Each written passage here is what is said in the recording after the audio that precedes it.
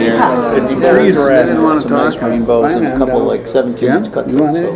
This one. I gotta tell you, I've been up since Yeah, I was trying to 7 figure that this out morning. I scrubbed my house until 2 o'clock. I had an 8 o'clock meeting this morning. Oh, you want me to look it over? Or is this what we used last time? I am tired. Okay. I hope you're not too tired, No, because only bicycles are too tired. cute. Chuck? My grandkids just. I think May is fine, yeah. I don't know. Well, see, my problem with it is there's a lot of that kind of stuff, you know? And, yeah, I think bids we should definitely mention. That's not I might ask it, it's not, you know, absolutely necessary, but it would be a big plus. What do we got in here for education? Just See, sitting I there don't agree with- quietly, I don't agree without with even that. the faintest understanding of how much trouble he's really in. I don't wish for anything, really. Let's see here. I guess it's close. Sure it is. Thanks. Oh, it's so funny. Wake up that guy that's All right. sleeping in there. It's watching it, right? Yeah. Sorry, Ross, I had those here. I signed it because I was late when I came. Good evening. Today is Wednesday, September 21st, 7 p.m. And we'll call the Ways and Means Committee of Grand Traverse County to order. Commissioner Gilman, would you lead us in the pledge, please? I pledge allegiance to the flag of the United States of America and to the republic for which it stands, one nation under God, indivisible, with liberty and justice for all. Thank you. Bonnie, would you do the roll call, please? Commissioner Gilman, Here. Henschel, Here. Lemko, Here. Richardson, Here. Thomas, Here. Max Bauer, Here, Wheelock, Yes, ma'am. Chairman Please, Present. and Inman is excused. For the people in the audience, in case you don't know, Chairman Inman's father died yesterday morning. So he has an excused absence and won't be attending these meetings. Let's see, the next item on the agenda is approval of the minutes of August 17th, 2011. So be it. Support. Been moved and supported to approve the minutes as presented. All in favor? Aye. Opposed? Motion passes. Okay, now we're to first public comment. Is there any brave soul in the audience wishing to comment on anything? I see Supervisor Korn from Garfield Township has returned for the evening session, and he wouldn't volunteer in the first session, and You really need a life, sir. You can watch us on TV. all right. live to go to meetings. Moving on, next item is the approval of the agenda, and with the commission's approval, we need to add Resolution 153-2011 per Commissioner, Thomas, Dickey, request. where are you going to put that? And we would put that, Old business? new business, I think. That's not new, because we had it last month. Not at this committee. Not this part of it. Oh, that's true. Whatever. Sure. Is there any other additions or deletions? Mr. Chairman, it appears there's the other one, the Equalization study. the equalization contract. Yep. This just came in today. I'd prefer having some time to look at it. Do we know if we have a time crunch on that? Dennis? Has to be done by the end of the year. If it's okay with commissioners, I'm fine with you not taking any action on it tonight, but I request that you perhaps put it on the board agenda next week and then consider it then, if that's possible. Would a week give you enough time? Oh, yeah. Yeah, would you see that it's on the agenda for next week? Sure. then, please? Thank you.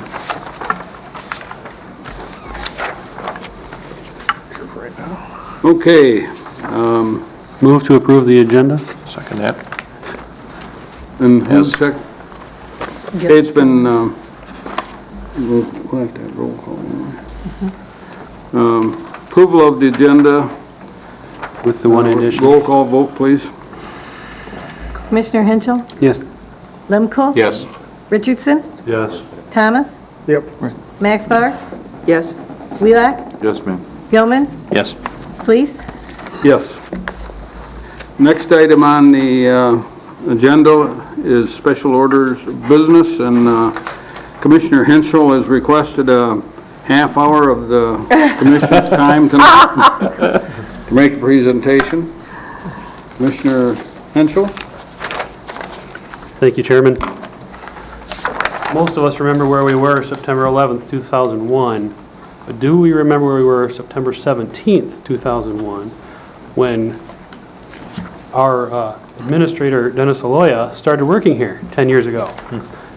So my honor as working on the county employee recognition team is to get to present a plaque. Mr. Aloya, if you'd come on up and accept this plaque. On behalf of the Board of Commissioners, I hereby express our sincere appreciation for your 10 years of dedicated service to Grand Traverse County.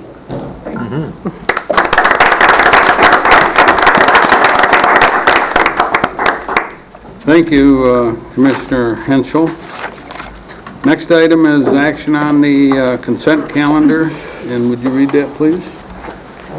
The purpose of the consent calendar is to expedite business by grouping non-controversial items together to be dealt with by one commission motion without discussion. Any member of the commission, staff, or the public may ask that any item on the consent calendar be removed therefrom and placed elsewhere on the agenda for full discussion. Such requests will be automatically respected.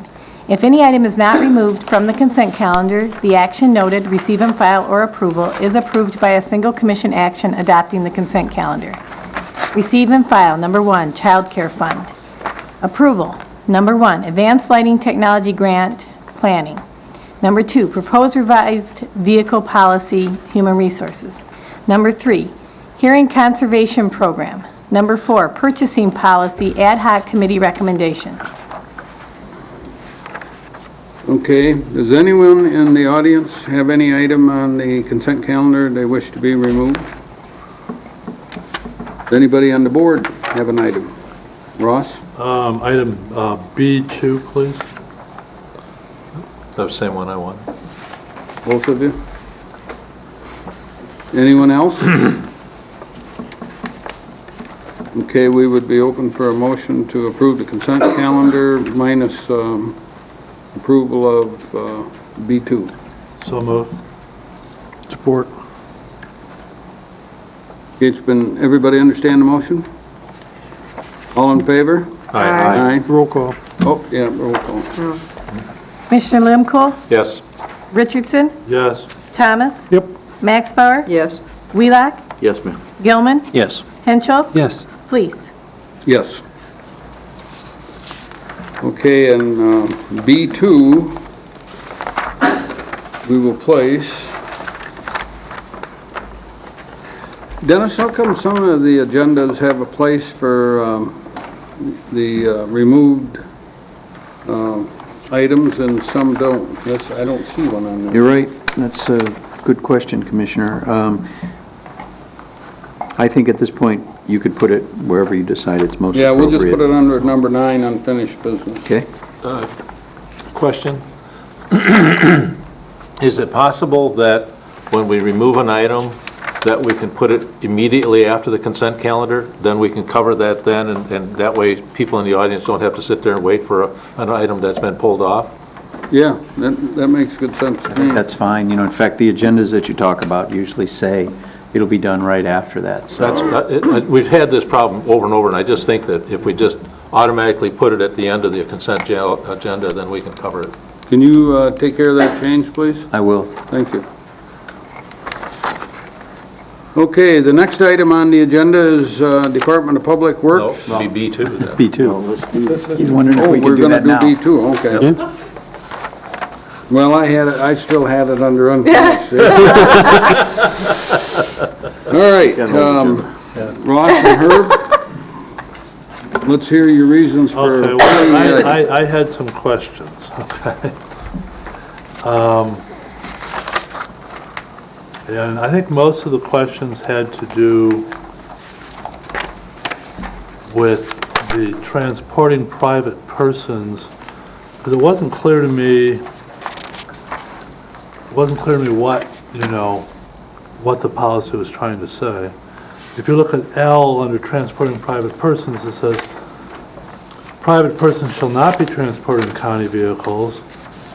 And then up on G, it says, off-duty employees shall exercise discretion with respect to their involvement in county matters while transporting non-county passengers. Further, it actually has to do with transporting passengers in personal use. And then down under 6 restrictions, it says, personal use of assigned vehicles is prohibited except during business operations I think I and can, while traveling to and from work. I think I can explain that, because Well, actually, maybe we should. yeah, but she wasn't even here when we did this. Go ahead. Well, I don't know what's new and what's revised. I understand it's a revised Pretty much policy. the only thing that's new, if I'm not mistaken, is the cell phone use. Other than that, it remains unchanged from previous. Yeah, and that's what I was going to comment on. When this policy originally was originated, G was, for example, a deputy that's off-duty, has a patrol car on his way home, and perhaps he would have a passenger with him. And what it was saying there is, if he's going to go on an emergency run, he drops the passenger first. Under L, unless the person is actually on county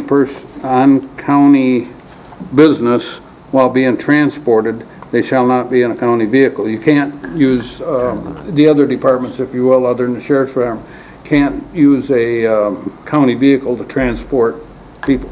Okay, well, what about family members? No, that's what we were talking about. Okay, but then from what you're saying, it sounds like there's different rules for, say, a sheriff's deputy. Well, there Or- is because of the take car home, or take, Well, I understand that, but it's not addressed in the policy. I mean, it's not at all clear that there's two different policies, if there are in fact two different policies. Mr. Chairman, this, at the beginning, says this policy applies to county employees excluding sheriff department who operate vehicle whether they own or a county vehicle. So that's under scope right on the first page. That's correct. The sheriff's department has their own policy, Okay. their own vehicle policy. So there's no circumstance under which someone driving a county vehicle would be transporting someone who's not a county employee or someone on county business? I mean, if you pick somebody up to go to a meeting, say, No, I think there could be instances such as that. The emergency manager, the health department director, oftentimes is in a county vehicle and could be called to an emergency. But I agree with you, Commissioner, it does seem confusing. It seems Yeah. like there are 3 places here where the language may be contradictory. And I don't know, Jen, I don't think that the committee looked at that aspect of this policy, did they? No, I think we're calling non-county passengers, and then we're talking private persons. So non-county, this is how I'm interpreting it, private persons being 2 different people. Yeah, I can tell you So, from my experience we can- on the second one, we actually had a county employee that we disciplined and removed their driving privileges because they were transporting one of their children to school in a county vehicle, and in fact was in an accident. So that's what prompted that change. well, I understand that, but I'm just saying that the policy as drafted is I not agree. as clear as mud. I think it would be, Jen, I don't know how you feel, my suggestion would be, before the board takes action on this, to take that back and and look at those sections and make it clear, because I think Commissioner Fleece is right. I think originally that language in G was directly related to the Sheriff's Department employees, but then later, I think somewhere we took that part of the policy out because the sheriff said he was going to have his own transportation policy. So I think what happened here is after several renditions, we've maybe made it more confusing than what it was originally. But And if I can address, you said the change was for the use of cell phones, right? Correct. Okay. And yet the state of Michigan has a law against texting while driving? Correct. Maybe it wouldn't be a bad idea to address that? Well, That was actually part of the discussion, if I recall, because I was there, I don't believe you were at that particular meeting. That was actually part of the discussion. We thought that is, the state law is the state law, and it was unnecessary or redundant to add it here. This is specifically for the county, vehicle use or use while on county time or county business. Yet, under Section D, we have a special section for seat belts, when seat belts should be covered under the State law. section about state law, right? Totally agree. yeah, you're right. Touche. I mean, I'm sorry, I'm nitpicking, but it's No, not you're going to have a right. policy, let's be clear. I think Well, keep it. I think some of these items, and I might agree that state law obviously is the control, but some of these are reminders Okay. to have people wear their belts for the insurance company. Oh, I think that's a great thing. And there's no but reason not to put in the thing about texting As as long as you're going well. to add something about cell phones, I mean, you say, or handheld device, why don't you throw in about texting? I agree. If So I, anyway, those are my issues, but Herb wanted to pull it off too, so Yeah. maybe we ought to hear from Herb. You know, just to carry on, I think it's rather interesting. Sometimes we give directions that can be misunderstood, and we should be giving directions that cannot be misunderstood. And that was a famous general that stated that. So this is one of those things that some of this stuff can be misunderstood. So- Was your issue the same, Commissioner? Was that Yeah, your well, issue? no, there's one other issue. Okay. Under H, employee automobile insurance must be maintained. I think you ought to put in there that they must have proof of insurance in the personnel file and must be updated on a yearly basis. Whenever the insurance is renewed, they should put they should make sure that copy has gone into our files so that we know that they have insurance and they know that it's paid. There's so many people out there today that are going uninsured because they can't afford it. they go for commissioners too? If we're driving county-owned property, then we would have to have a certificate. of We insurance. drive our personal vehicles on county business. Well, but, Yeah, but Herb, you can call the insurance No, company, you're they'll right, fax, so, your proof of insurance, yep, and so, you can dismiss the insurance the next day. That was and the problem. Yeah. That was the problem we had with this last time we went through this. That was the very issue.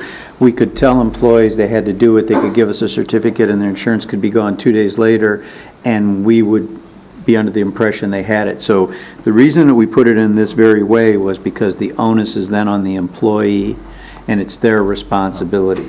And they can't come back to the county and say, you didn't tell me you were supposed to be keeping records or whatever else. I think the insurance company would like to have them on file. So you need to check with the insurance company on that.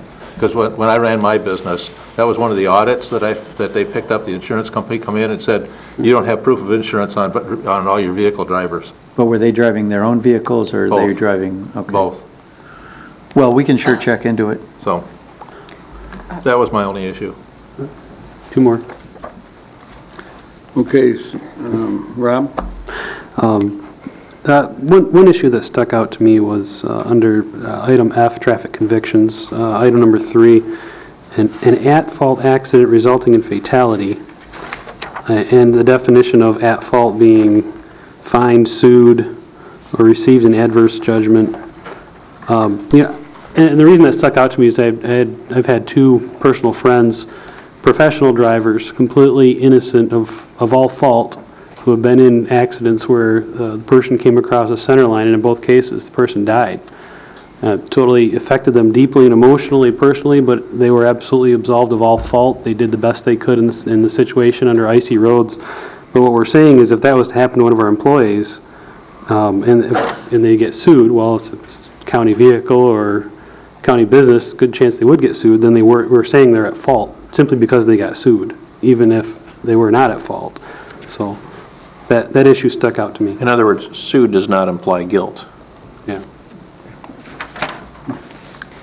It does say, And received an adverse judgment. Yeah. Okay. What I Well, was more concerned about in that same section was the idea that, your insurance company, through no fault of you. Yes, they may- settle. I mean, we've had Settle, workers' right. comp claims like That's a good this, when point. your insurance company settles it because it's cheaper to settle than it is to Yeah. fight, and suddenly you basically have an admission of fault, even though you're not, See, just create all kinds of work for you. I'd like to make a motion that we kick this back and let them bring it back at a future time to take some of these corrections. Yeah, I think it was earlier today, Jen told me that her items on the agenda were pretty straightforward. I didn't really expect any issues. Kiss of death. Somebody says that. One out of two, one out of two is Don't be in the not agenda, bad. let me tell you that. But we appreciate your comments, Commissioners, and let us give it another shot, and we'll be back next month. Okay. Chris, did you have something to say?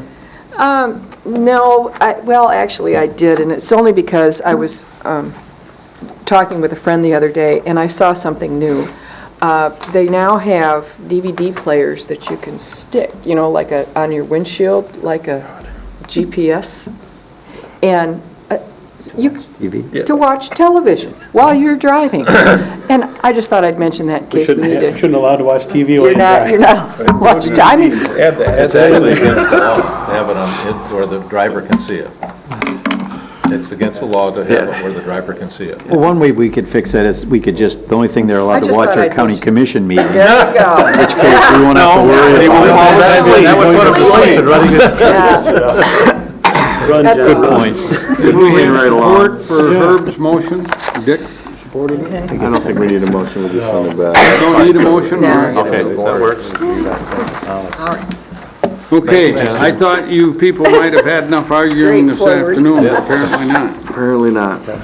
Okay, next item is Department of Public Works, restructuring of the Board of Public Works. And who's presenting that?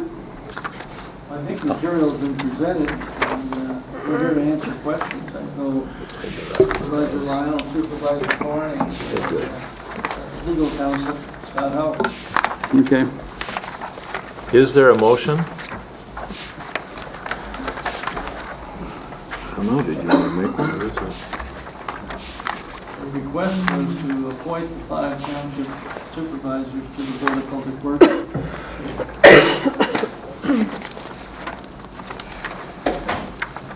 Request was to appoint the 5 township supervisors to the Board of Public Works and expand the size of the Board of Public Works to 11. I'll make that motion. Support. Ross? Can we clarify then that I'm referring to page 38 where we have the little charts, so that the 11 members will be the drain commissioner, the city representative, the county representative, a rural representative, 2 at-large representatives who are Elashkar and Wright. Does that mean that, what's the third's name? Studinsky? So is he resigning now? His term ends at the end of this year, and he is term limited out that he could not be reappointed. Okay, so I guess that would raise questions about when the effective date would be. And then the five township representatives as detailed, who don't necessarily have to be the township supervisor, right? They could appoint someone if they wanted to in their place, but it was set up to be the 5 township supervisors. Studzienski had said he would resign if they wanted to make the appointments effective immediately, and that was one thing, but then we looked at whether it would be best just to go through the end of the year. So are you suggesting that we do this starting January 1st, Ross? Well, I think that's what we were looking at, is that it might be the normal transition period, but That would certainly be cleaner if the township supervisors are okay with it. My motion will be for January 1st. The only other thing Take effect. I would like to ask, maybe the supervisors, to me, it seems like, would you want it to be you or an appointee? I would almost think you'd want it to be you. Yeah. the supervisor instead of or a representative, but I didn't know how you guys felt about that. I guess I've always been supervisor, so I guess part of that, leave it as supervisor. Microphone. Can you guys, Why don't you guys come up? Yeah. We had to get Supervisor Corn up here since he was here all day. We should at if least you'd hear from him. introduce yourself, gentlemen?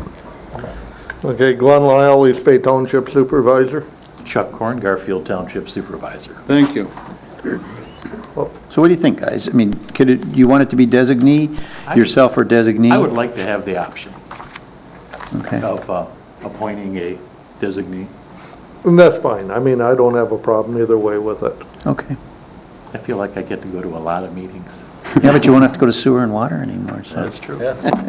So the resolution will list the 5 township supervisors or Their designee. Okay. for Bonnie's edification. And shall take- Now- and will take place on the 1st of I January. have a question. Would it be your designee, or would it be our designee? Theirs. Theirs. The townships themselves. All right. It would be So, Township board would But appoint. Board, okay. That was okay. their whole reason for doing this. They want All right, well, representation. you know, I mean, as a general rule, okay, Yeah. that's, Well, just like we, That's The fine. only people that the county board will appoint to the Board of Public Works is the 2 citizens at large. well, the Yeah, county commissioner. commissioner, the 2 citizens at large, you'll appoint the drain commissioner, and you will ratify the city's recommendations and the township's designees. And how does the row rep go? And that's county, too. I mean, That we comes from- basically validate everything. Yes, that's correct. It Yeah. normally comes to us from the Townships Association. That's right. That's right. Except the drain commissioner is there by law. that's right. Right. You don't have to appoint him. Okay, I guess just with the rural rep through the local MTA, is that where? Right, that's what we're okay. saying. Yeah, Okay. yeah. Clarification, are we assigning people or defining seats? Well, in this situation, they've requested that the 5 township supervisors or their designee be appointed, and that's up to them. Somebody was just saying, we appoint 2 citizens at large, Yeah, and I think that's it. Commissioner Henschel brings up a good point. I think the appropriate way to do this would be to identify the size and the positions of this board tonight, and then ratify that. And then and then in December, you will have asked the townships who they want as their designee, and you will also have the 2 that are being continually reappointed, Wright and Alashkar, and then we can, and then I think the township, the rural township representative, do they still serve? I think, nope, they expire at the end of this year too, so you'll have to ask them for a representative as well.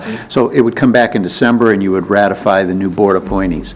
So tonight, I think your motion should be for the positions and the number. And the expansion. See, And the that's why, expansion. when this was all put together, there was no real motion written out that I can find in here someplace. There's no motion. So, just to muddy the water even more, that's what I'm going to since we ratify, in theory, this board at a future date could refuse to ratify a township supervisor in the township seat, I in don't, theory. In theory, I think you could. Okay. Just want to make sure I understood it. Now, Jason? in the event that Blair decides to hook back up at some point, never going to happen? not to worry. Then I won't worry about asking the question. I don't know if that's the least of our concerns, but it's one of the least. We just finished negotiating their withdrawal.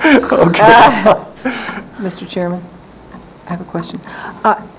I know you, Chuck, you said you would like the option. Now, what if you feel that you, as a supervisor, should be sitting on the board, but your township board feels otherwise? Or vice versa? Maybe you don't want to sit on the board, but your township board wants you to. So, you know. And I've gotten used to the idea that I work with the will of the board. All right. I'm fine with that. Okay. Just checking. Well, that's a political statement. So if I could, Mr. Chairman, if I could, I think an appropriate motion would be to expand the Board of Public Works starting January 1st of 2012 to include membership that would be the Drain Commissioner, a city representative, a county commissioner, a rural representative, two at-large representatives, and the 5 township members of the, what do we call it? Of the Designate. Or the 5 township members of the Board of Public, or of the Board of Public Works. Why don't right? we just list the townships? Or you can list all 5. List Yep. 5 townships. That would be fine. And then ask them to recommend and for ratification in December. That would be the best way to handle it. Wasn't that your motion? Did you get that down, Bonnie? Bonnie had it a long time ago. She's Okay. So then that will be the motion. And who supported the motion? Dick. Dick did, and that's okay with you? Oh, just And the townships would be the supervisor or their designee. Yeah. Right. Now, we can talk about this later, but you asked the question, what if you didn't ratify conceptually? Based on what you just said, first of all, I don't think you could turn down the supervisor. If the supervisor said, then it's a supervisor appointee. They could bring you a designee, perhaps, that conceptually you would say, we don't agree. But I mean, I don't think that would ever happen. Oh, I doubt it. I doubt it. Yeah, okay. Question, this is gonna have to be done at township boards in their November meeting so that you have the information for your December meeting, is that correct? Yeah, we'd need it by the last week in December. Okay. Yeah. So what we'll do, once this is approved, we'll probably send a notice to all of you so that everybody knows, and the Township Association, Assuming this passes. assuming this passes. Mr. Howard, do you have any comment reference to all this discussion? I don't, I only apologize for not having a resolution for you. But maybe you can for next week. Yeah, because next week is the formal action. This is just a recommendation. Okay? Thank you. Okay, does everybody understand the motion? All in favor? Aye. Opposed?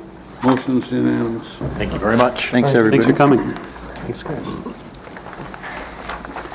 Okay, the next item on the agenda is we're in the restructuring mood. Only this time it's the Resource Recovery Council.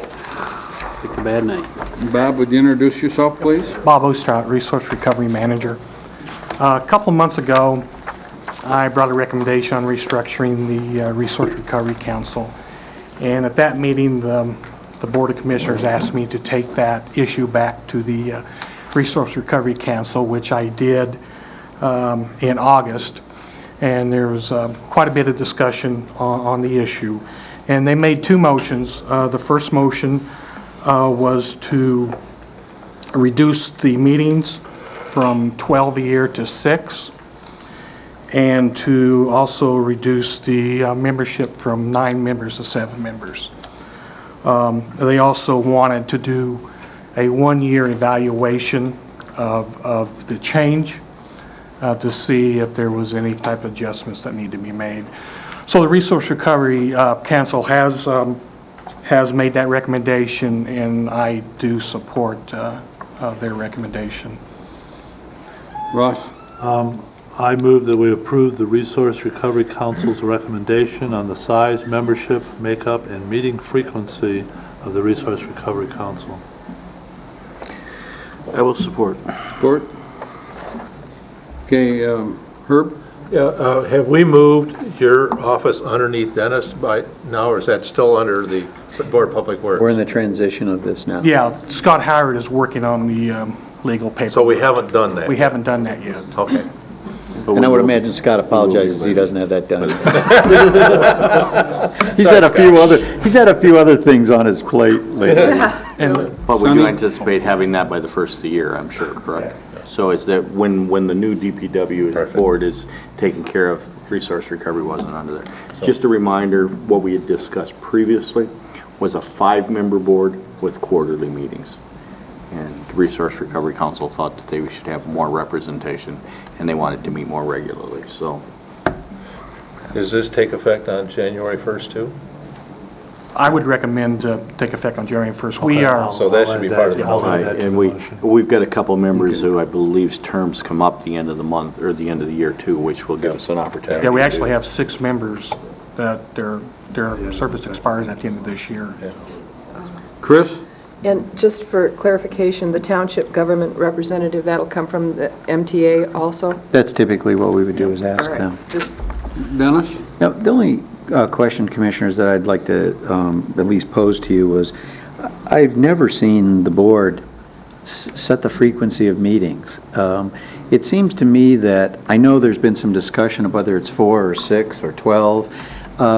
My suggestion, respectfully, would be that you not set the number of meetings, but that you tell the new Resource Recovery Council to determine how many meetings they need. Because they may get a new council, and they may say, we only need 4. So that's just a thought. I just don't ever remember you dictating the number of meetings for anybody other than yourself. Herb? Yeah, my question is do we need one? That was discussed as well. No, I feel we do. I think it's important to have public input and have some citizens involved. You know, you may feel it, but I'm questioning the board okay.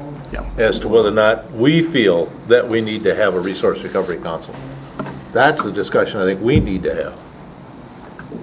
Is there any downside to having one, Herb? Well, I mean, one of the things that I had put into my budget thing is to reduce some of our committees. And this may be one of those committees that, do we need it?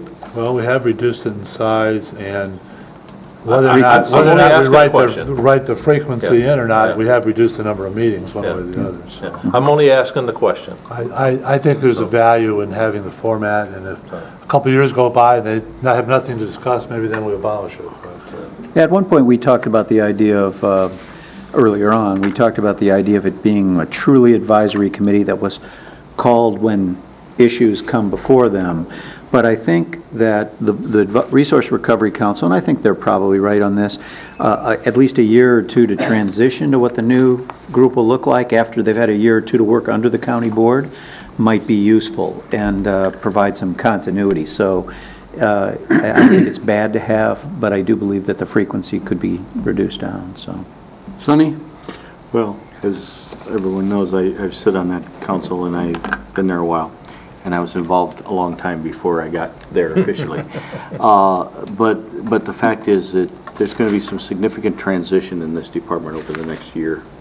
And, I was going to wait till later, but I will tell you now that last week at the Solid Waste Planning Committee meeting, they approved 2011-2, which is a complete rewrite of the solid waste plan for Grand Traverse County. It was distributed today for public input for the next 90-day period. So, but that being said, a key piece of the enforcement of that is Ordinance 17. And Ordinance 17 needs a total rewrite in order to, first of all, be relevant to anything, but more importantly, to be in line with the revised solid waste plan. And I believe that is a duty that's charged to the Resource Recovery Council, is to review that. I'd like to, at this time, make sure to acknowledge all of the work that Bob's done to get this rewrite done. Absolutely. I've jumped up and down a lot, and I only yell at him once in a while, but the fact is we've taken a plan that was probably close to 70 pages and almost unreadable, and condensed it down to, I kept telling him I wanted it 12 pages, but he keeps telling me there's 20 pages of site descriptions of landfills and all of those things in there, so we didn't get it down to 12 pages. But we are easily down in that probably 25-page range, and it is truly a document that you can read and understand, and it will set our goals for the next years to come. So, I appreciate all the work that Bob's done to make this happen, and but we do need to keep the Resource Recovery Council through this transition period, absolutely, to rewrite Ordinance 17. Any other comments? Everybody understand the motion? And did we take out the meeting frequency? We didn't, we can. I think that if they got to do ordinance 17, they're probably going to want to meet every other month to be able to get that done. Well, I think my point is Dennis's they can sug- decide. I think Dennis's suggestion was a good one. If we just leave that out of the recommendation, they can, if they need 12 meetings, they can do 12. So, I'll remove it if it's okay. Sonny, do you think that's okay? That's fine. Okay. All right. Everybody understands the motion then? so we're taking out meeting frequency? Yeah. Okay. And we'll let them decide Okay. how many they need. And it starts on the 1st of January? Yeah, effective 1/1 of 12. Right. All in favor, say aye. Aye. Opposed? Motion's unanimous. Thanks, Bob. Thank you, Bob. Sonny, you keep saying thanks to Bob, but also I think we should say thanks to all the members on that committee, because they worked really hard and they had to make a lot of hard decisions. So thanks to that committee. And the second hardest working guy in the committee was Sonny. Yeah, same, I agree. I didn't do all the work, I just pushed harder. That's half the work right there. Yeah. But in all seriousness, I know we said this, but I really do want to thank Bob for all the work. I mean, Bob's been here, how long, Bob? Has it been 3 years? 2 years. 2.5. And I mean, some of the older commissioners remember how we struggled for year yes. after year after year. And I sit down with Bob regularly, and if you look at all the changes that we've made since Bob's arrived, I mean, and it was a lot of things coming together, but, Bob really helped facilitate it, and I think he did an excellent job, and I think we're really making progress, so thank you, Bob, for doing that. Okay, next item on the agenda is planning and development. Number 1 is Next Michigan Interlocal Agreement. And John, would you introduce yourself, please? Just one moment.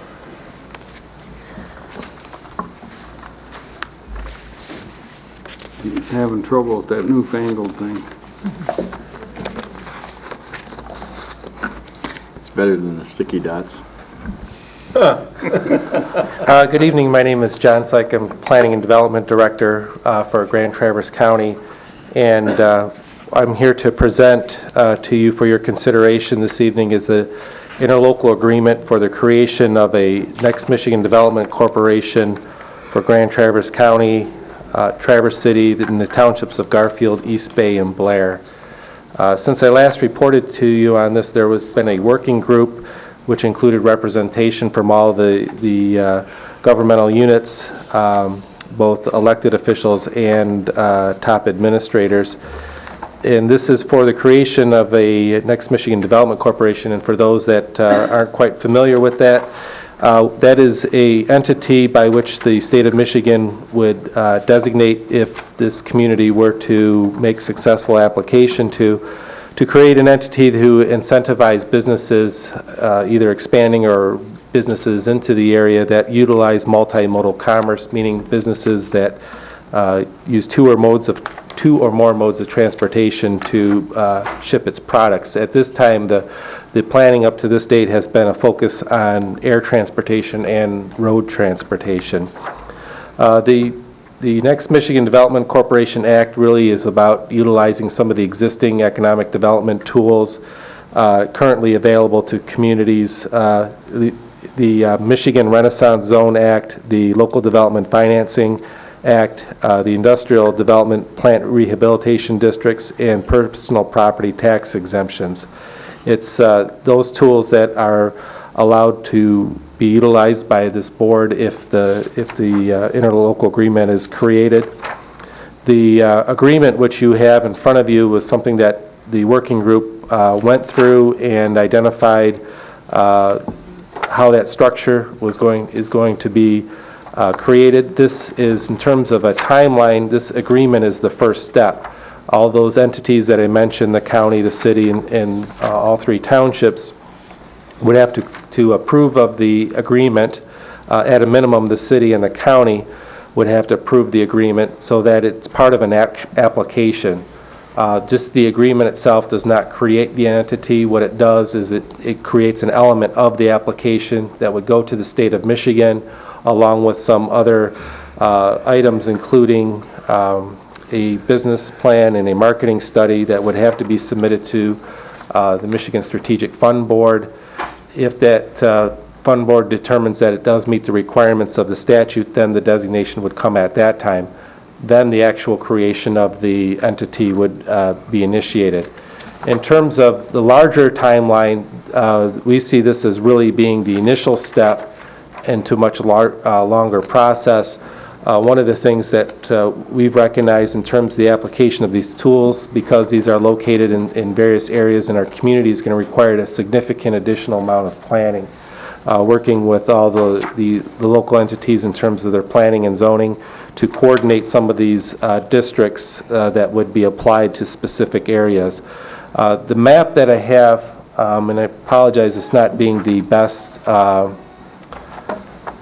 view here, but essentially is, and this is very conceptual, but these were the areas that we had additionally identified to give some concept of where these tools would be applied. They would not be applied community-wide, but really focus on those areas where, one, we had existing infrastructure such as water and sewer and roadways, adequate roadways, but also industrial parks and located in close proximity to the airport.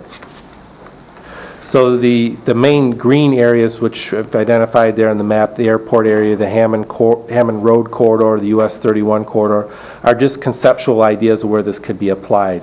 When I mentioned the more advanced planning that has to be done, that's where those areas would be refined in terms of how those can be applied.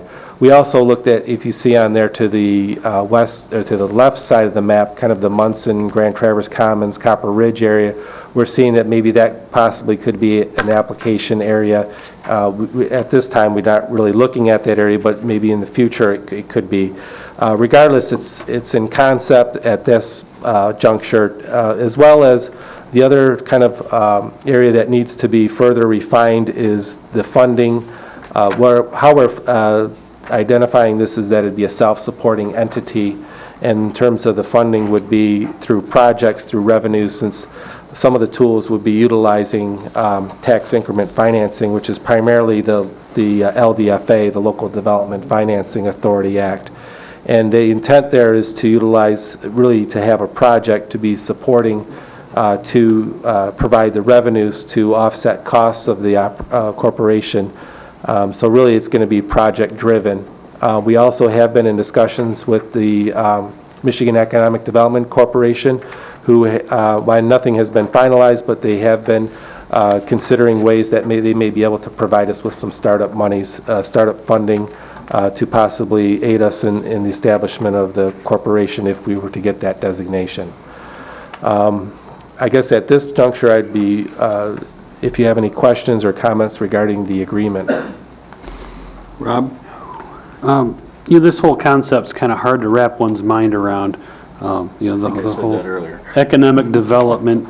But as I understand it, correct me if I'm wrong, what this, once in place, will do is give a local voice the ability to capture tax revenue that might otherwise go directly to the state, but to reinvest in our area in economic development. Is that correct? It's a little bit more involved in that. Really, it's the intent of the getting back to what the intent of the statute is for job creation, targeting those areas that have certain levels of unemployment, which being at around 11%, 12% unemployment, we would be one of those areas.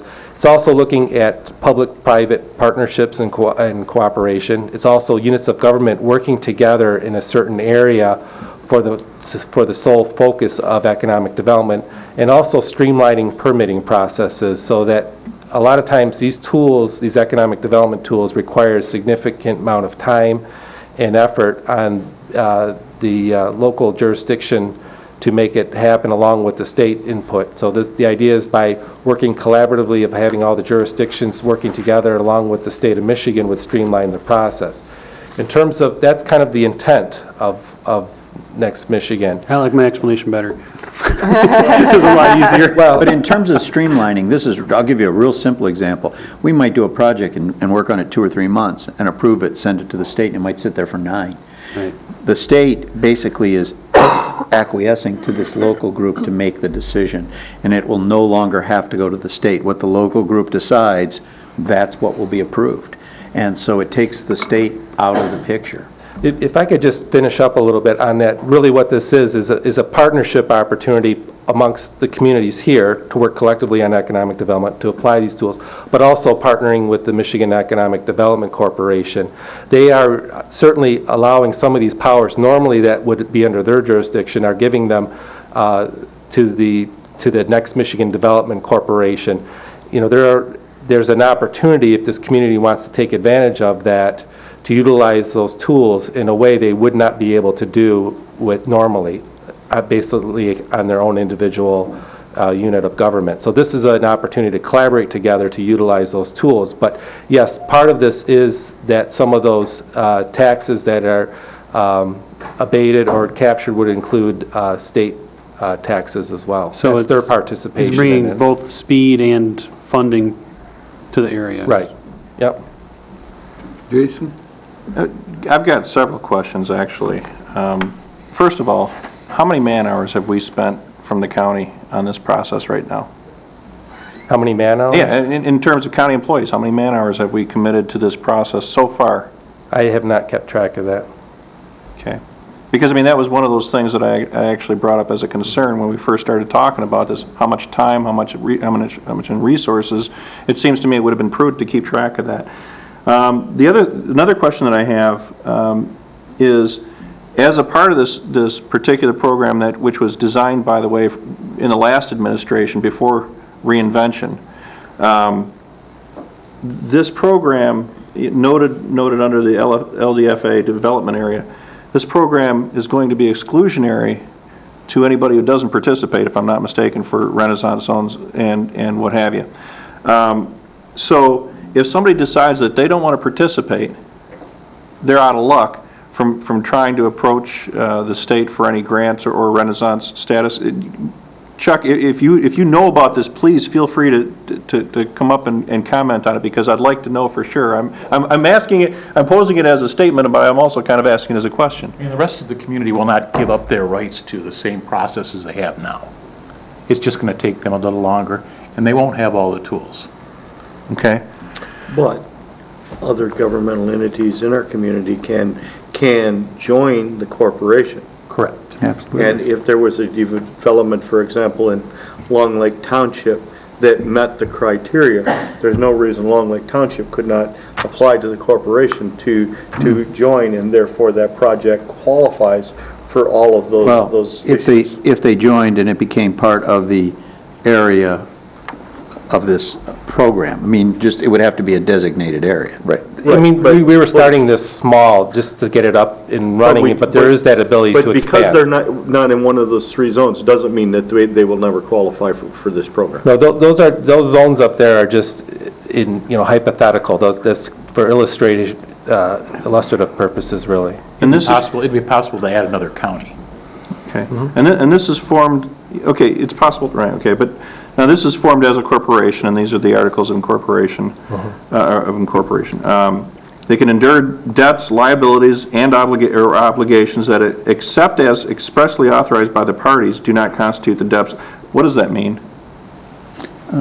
I mean, what does that mean? It's complicated. What's the paragraph? Okay, it's number 5, article. Let me suggest that Scott come up here. You know, he sat back there through all of these issues. I think he should at least be up here for one. He is the attorney. Thanks, Chuck. Chuck, stay. It is the corporate entity, and under the statute, they have to be empowered with the ability to sort of incur liabilities, incur debts, and pay for them. So all that is an authorization statement that says they can, in fact, do that. They can undertake those activities. They can incur a debt and pay for it.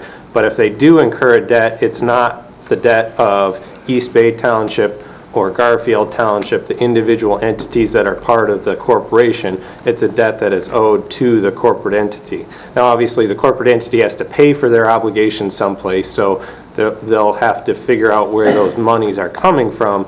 But the point of that is to authorize them to spend money and make it clear, though, that it doesn't flow to the partner organization. So what it does essentially is it sets up, and then this is why I asked, this is confusing, okay?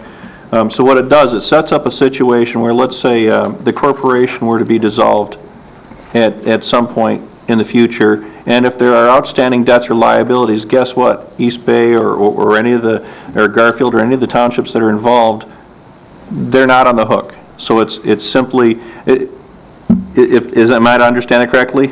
Yeah. So any debts are they just go away? Well, I think that that's an obligation, it's an obligation of the corporate entity. Now, whoever is willing to engage in business with the corporate entity has to understand what the scope of the corporate entity's powers are and what the scope of the liabilities are, so that they understand, if you are going to enter into a contract with this corporate entity, to give them a bunch of money or a bunch of assets, you have to understand that you are dealing only with the corporate entity and it's not being separately guaranteed by Garfield Township, for example, unless Garfield Township specifically agrees to guarantee that obligation.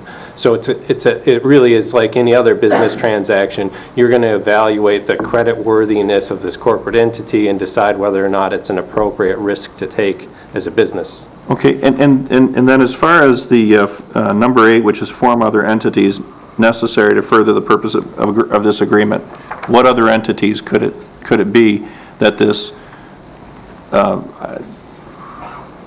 this corporation that's set up, consisting of supervisors, consisting of township elected personnel, what other entities would they form to accomplish what's necessary?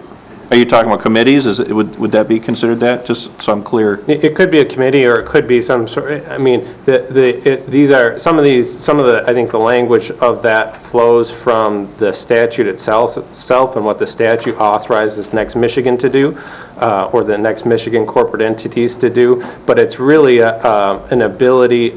Again, if that language isn't in the contract, then then Next Michigan can't do it. So it's an ability for them to either do subcommittees, to do potentially, if there's some sort of need to do a separate LLC, I suppose that the company could do that, or the Next Michigan Further Development Corporation could do that. Complicating and going a little further from what is supposed to be a simplification process. I have one more question, and then I don't want to monopolize the time or anything, but these things are kind of important to me. And this one in particular, tax limitation. It says the corporation. What section is this? I'm sorry, this is section 4.05. Thank you. The corporation shall not levy any type of tax within the boundaries of any party. But then it goes on further to say, nothing contained in this agreement, however, prevents the parties from levying taxes in their own right and assigning the revenue from such taxes to the corporation. In other words, you need money, you can levy taxes in the entire area?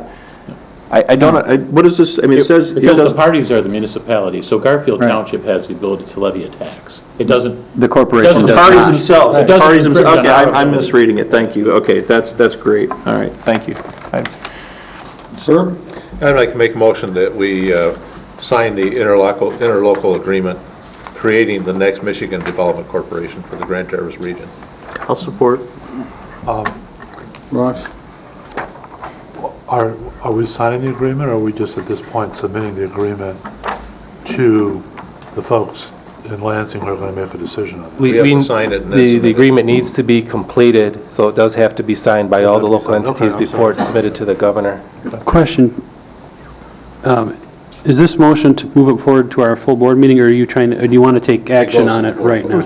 We legally can't take action right now, if that's what you meant, but our procedure is normally to send it to the full Right, board. it's recommendation to the full. Okay. Sonny?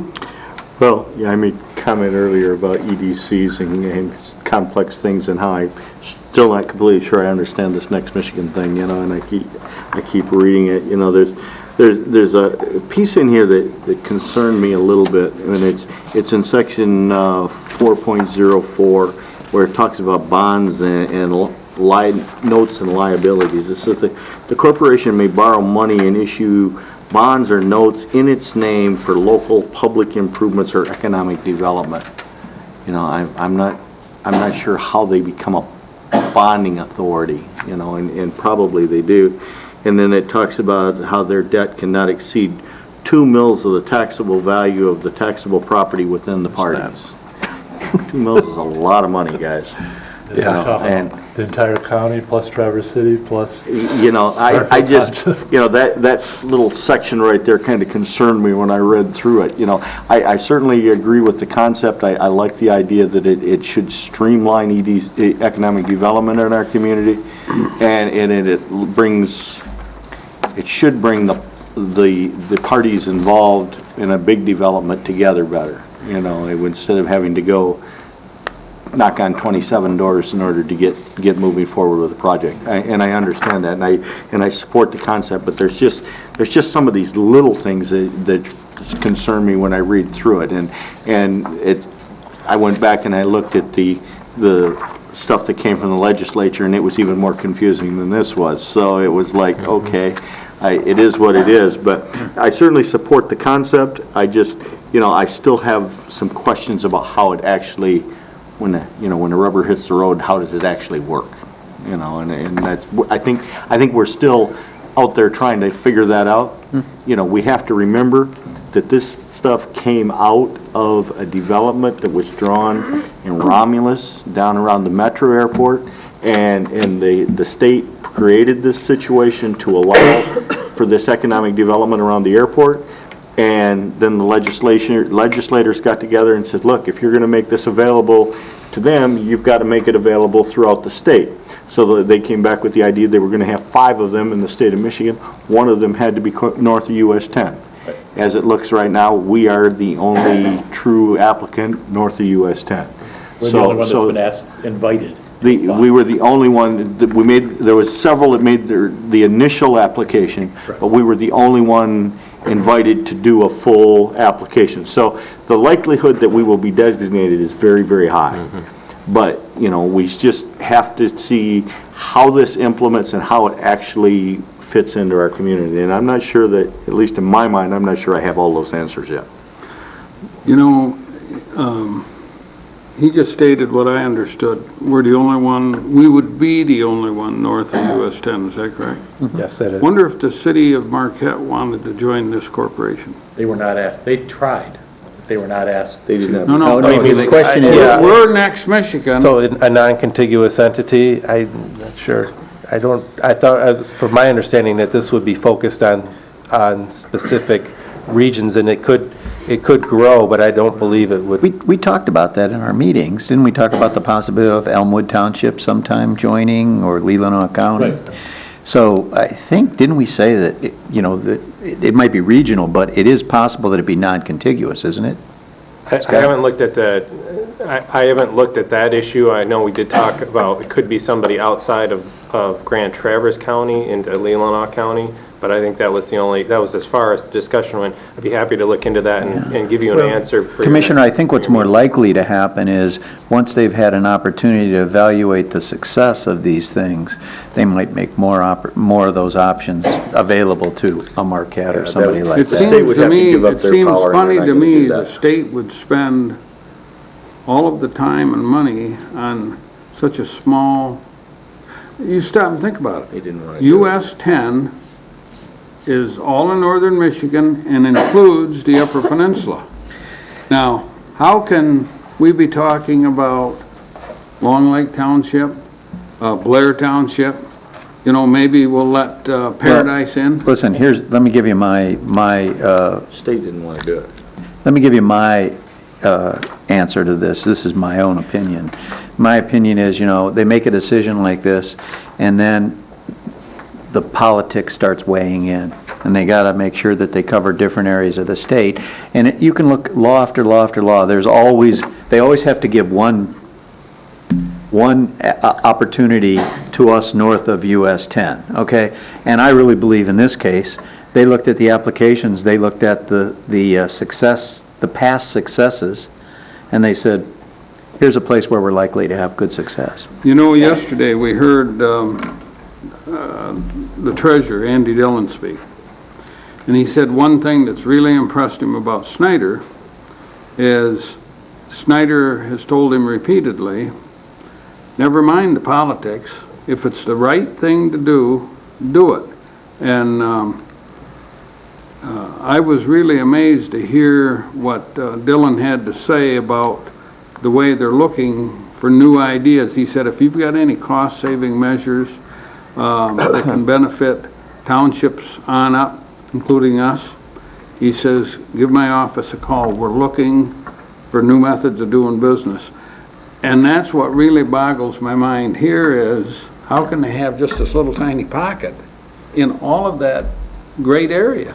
And I understand, well, maybe if that works, we'll have them all over, but. But the concept here is, if I could, the concept here is different, and I think the governor would embrace this concept. The concept here is taking it out of the multiple layers of government. It's not the township has to act, the county has to act, the city has to act, the state has to act.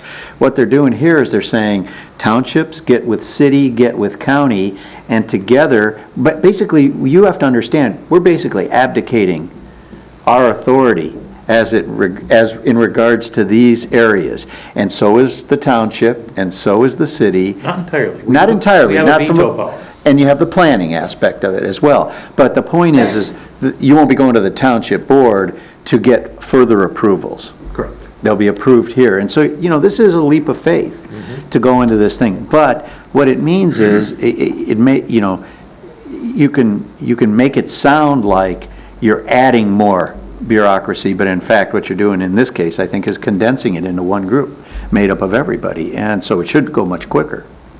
A leap of faith into a volcano. The original. Tell us how you really feel. I'm guessing the I'm not gonna get your leap. The original reason it existed was the airport down south. Correct. Okay? That was created because some legislator had a particular issue that he wanted to resolve and wanted to do a favor for his community. The Detroit area has 25% Right. unemployment. So- They're trying to pull it out of the drain. So inefficient, bad legislation that leads up to a process like that, then the rest of the state goes, well, I want one of those deals, and then it becomes a statewide deal, and they say, well, let's limit it to 5. Well, heck, if it's so good, let's just give it to everybody, and so. Inefficient and bad? Inefficient.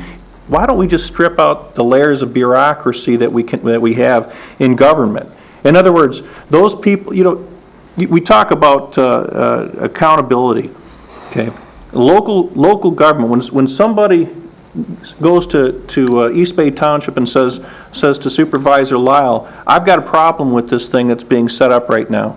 Now, if there isn't time, the way this is being set up, if there isn't time, okay, then East Bay Township cannot object to it. And it's so far removed from the people, if there isn't time. Township can object. You can object to it, but you don't have time unless there's a meeting in between. There's a 30-day window or 45? We extended that to 45 to make sure he could get in. Barely enough time to even consider some of the ramifications of some of these things. Amazing how fast government moves. Well, now, that's if government needs to move so fast, then maybe it should just remove the restrictions and we don't worry about these things anyway. Let's take it right back to local government, forget about the state on a lot of these issues. Theoretically, those are all good ideas, but this is the reality. We've got empty plants in Garfield Township. We've lost thousands of jobs. We have empty plants in this state because the government has made it so complicated to do business. Why do we have to have 14 pages of regulations before somebody can set up a business and sell something, for crying out loud? That's what gets me. That's what we need to do. That's not what we're here to talk about. And this stuff was set up as an exclusionary thing. I really do. This thing was set, I'm sorry, I am speaking right now. This thing was set up as an exclusionary thing in the southeastern Michigan area. And it's being copied around the state to satiate a few other legislators. This is bad legislation to begin with, and if we participate in this, we're participating in bad legislation. And don't say I didn't tell you so when it all comes to bear. Jason, we need to move on. And these three guys, unfortunately, don't have control. If they did, maybe things would be easier. But anybody else? Chris? Well, there's some of what Commissioner Gilman said I happen to agree with. But the bottom line for me is I represent Garfield Township, and I represent the city of Traverse City. And those two governments wish to participate. And that being said, I will be supporting the motion. Any other comments or questions? We have a motion? Maybe, I think we have a motion. Yeah, we have a motion. Does everybody understand the motion? Yep. Okay, all in favor? Aye. Huh? Roll call. Yeah. Yeah, it's going to be a roll call. We'll just save the time. Commissioner Richardson? Yes. Thomas? Yep. Max Bauer? Yes. Wheelock? Yes, ma'am. Gilman? No. Henschel? Yes. Lemkool? Yes. Yes. Please. Thank you. Thank you. I don't know, these things went a lot faster before we put Scott Howard up there. Got really complicated once we invited Larry, him your up. comment about Marquette, though, when the state created Renaissance zones, we have a Renaissance zone at the Grand Traverse Commons that partners with the city of Alpena. With what? With the city of Alpena. Now, I'm not quite sure I understood how that worked either, but there's a Renaissance zone in the Commons that has Alpena as a partner in it. Okay, next item on the agenda is the HPR application to the Michigan State Housing Development Authority, MISTA. Motion to approve. Support. Does anybody have any questions on that? Ross? I only have a comment. This HPR program, which is generally referred to as HYPER, I'd run across it a couple times, but only within the city of Traverse City and only within the city of Cadillac, which is obviously not a lot of area. So applying for these grants is a direct result of the action we're taking to cancel the contract with the Traverse City Housing Authority and put it back under our own county planning department, and now extend these programs, which help people with home repair and purchase throughout the county. So we're talking about applying for grants for $190,000 for Kingsley, Fife Lake, and Interlochen. And even the city, even the money for the city says evidently goes outside the city. That is the one question I had. What are the pocket areas? Yeah, I actually have a clarification. I apologize for the how this is coming to you, because the way that MISTA operates is that they have windows. There's their annual or biannual appropriations of the community development block grant monies, but these HYPER monies are through the home program. And so what they do is they provide these windows for application, and this current window is September 19th through the 30th. We have, so it's our opportunity to apply. One of the reasons we're also applying is because of transitioning those housing programs back to the county. We wanted to take advantage of these grants, which can provide us with some program income to self-support these programs and the staffing that goes with that. We did make some changes in further consultation with MISTA. That $250,000 grant is actually going to be a $300,000 grant, and it's only going to be for the city. We made an argument to kind of include some areas of Garfield Township and East Bay, but we haven't been able to convince them of that yet. The other one is the $190,000 is actually $195,000, so it's a total of $495,000, and it's only for the two villages, Kingsley and Fife Lake. Because Interlochen is an unincorporated area. So that's how we were only able to do that. Recently we had the opportunity to meet with the new Director of Community Development at MISTA, who understands part of the effort of this area in terms of the grand vision on focusing on some of these growth and investment areas outside of just the city. And so we feel we've made some good headway, at least acknowledging both villages of Fife Lake and Kingsley. So those are some slight changes to that. Thank you. Jason? Government taking taxpayer money to help people buy houses. Where have we seen this before?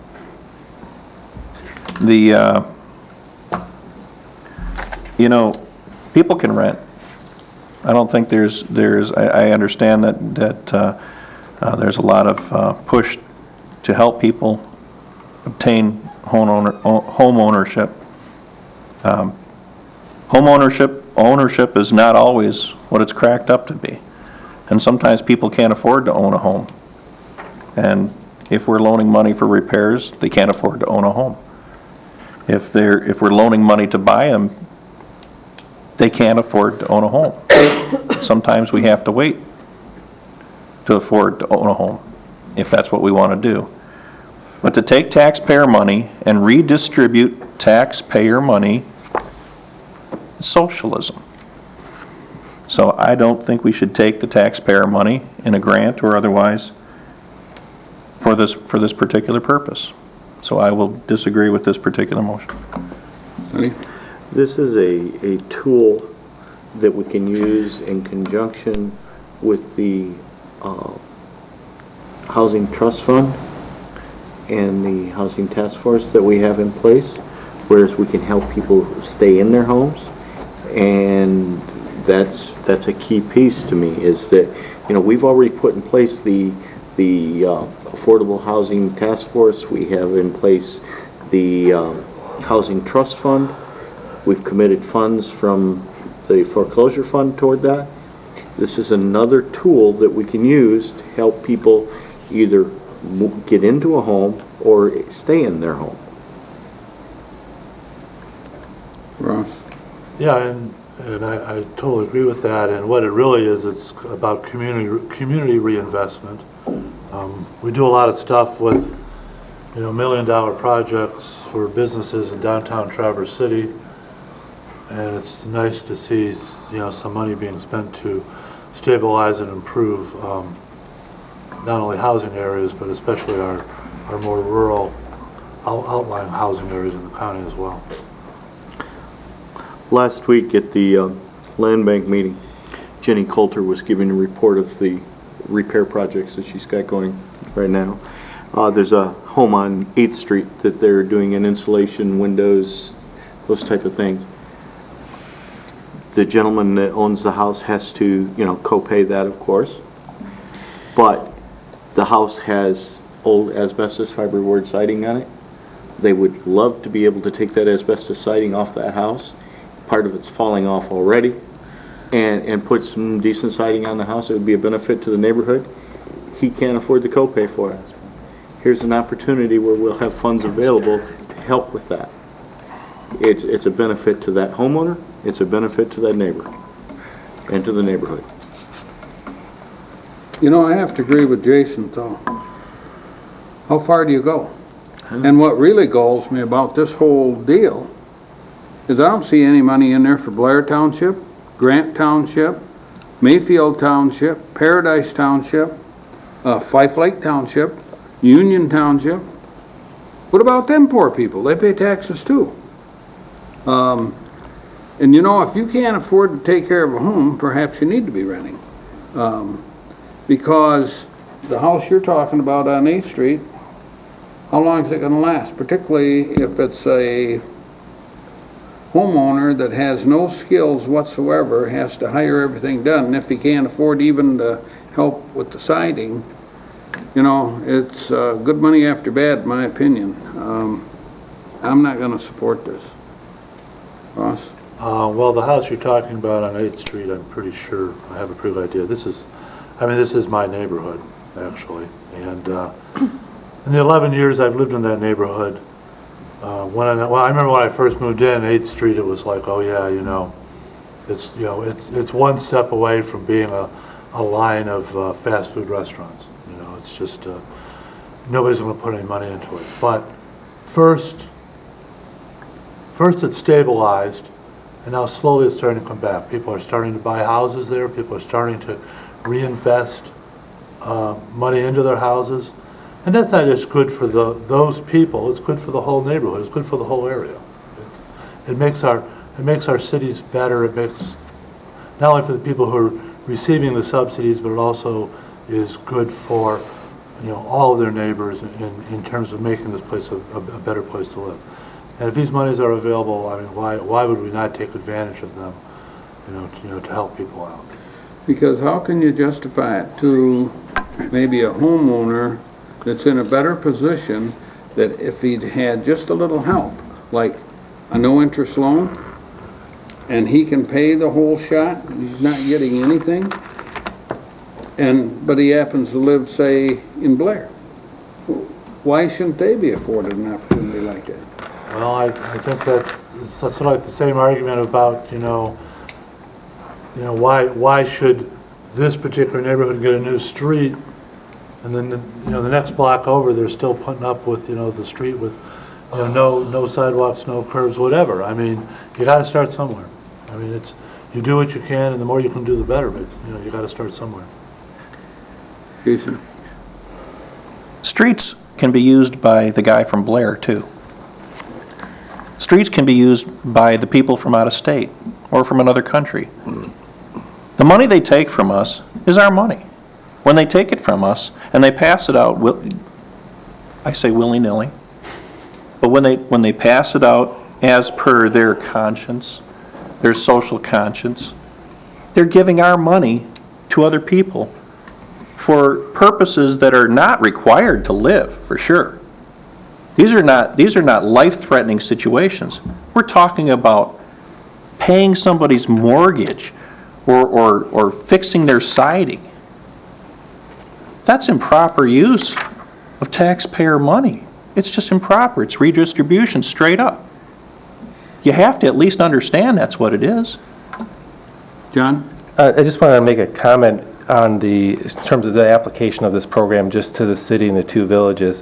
One of the things that we're trying and we've been working on is how we approach all of our housing issues within Grand Traverse County. Our department covers the whole county. In addition to this program, there is going to be the Community Development Block Grant monies, which are applied to everywhere within the county. We also have our Land Bank Authority, which has been working on different foreclosed home issues related in various areas within the county. We also have, that's one of the reasons that we have the Affordable Housing Trust Fund, is to apply that to projects throughout the county, especially in those areas where there's already growth and development. And we really see this as why we realized we tried to push for greater application, and we were happy to at least get the villages to start with, but it's our intent to push that further so it has greater application. But it's also benefit not just for the program in terms of those homeowners in those communities, but also that program income, which helps us sustain our program so we can make better applications to the different efforts that we do throughout the county. So it all kind of works together, and these are the different tools, but we're trying to add up to really to address some of the home issues that we've been hearing for the last several years. Any other comments or questions? Everybody understand the motion? Roll call vote. Commissioner Thomas? Yes. Max Bauer? No. Wheelock? Yes.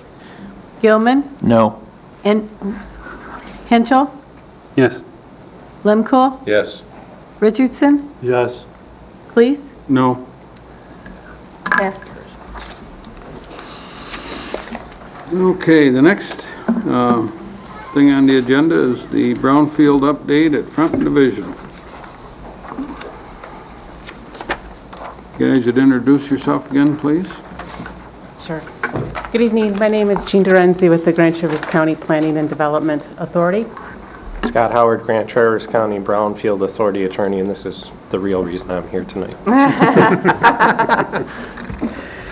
And we are here today on behalf of the Brownfield Redevelopment Authority to provide you an update on a project that we have investigated since 2009 with the support of the County Board of Commissioners and the City of Traverse City.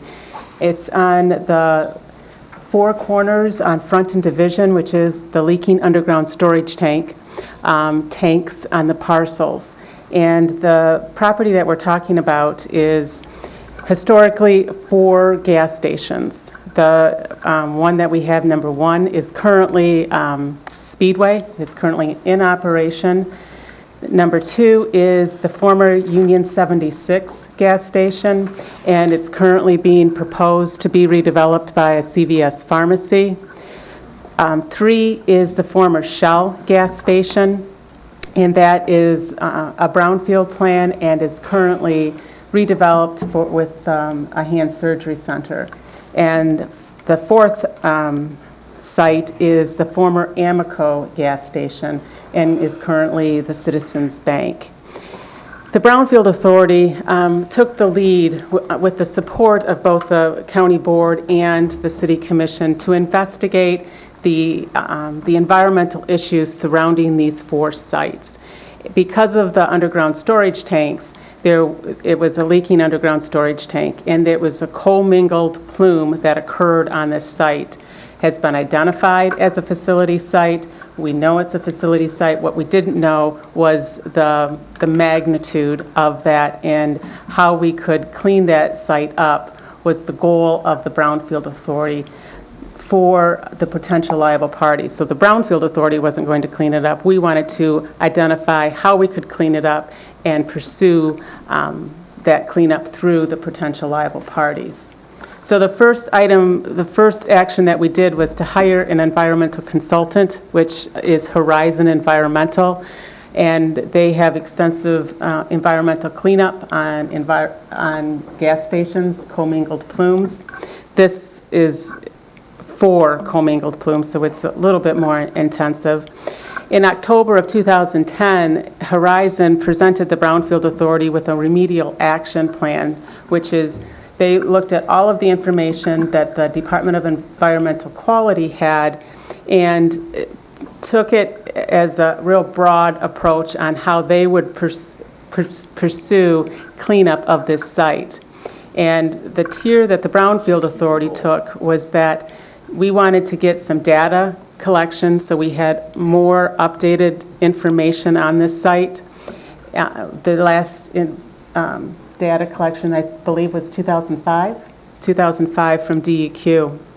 So we needed some more updated information. And Horizon also wanted us to work, we've always worked with DEQ, but to try to get to DEQ and bring them more to the table and be a partner with the Brownfield Authority throughout this process. And to coordinate and implement and enhance the systems that are already in place on these properties. We have some multi-phase extraction systems and other systems on the corners that we could improve and enhance and put more systems into the 4 corners. So with that,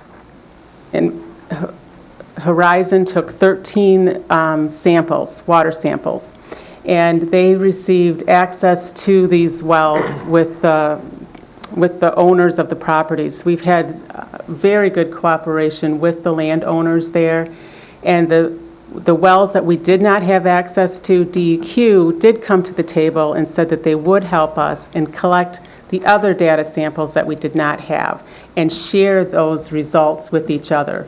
And that helped us tremendously on trying to collaborate and work and find out and determine how to clean up this site. And they also looked at one of the wells that we had at the 701, which is the Hand Surgeon Center.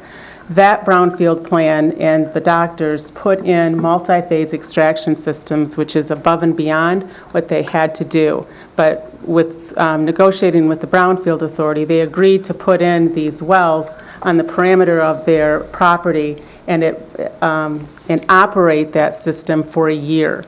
And with that, it really extracted underneath the street and remediated some of the contamination.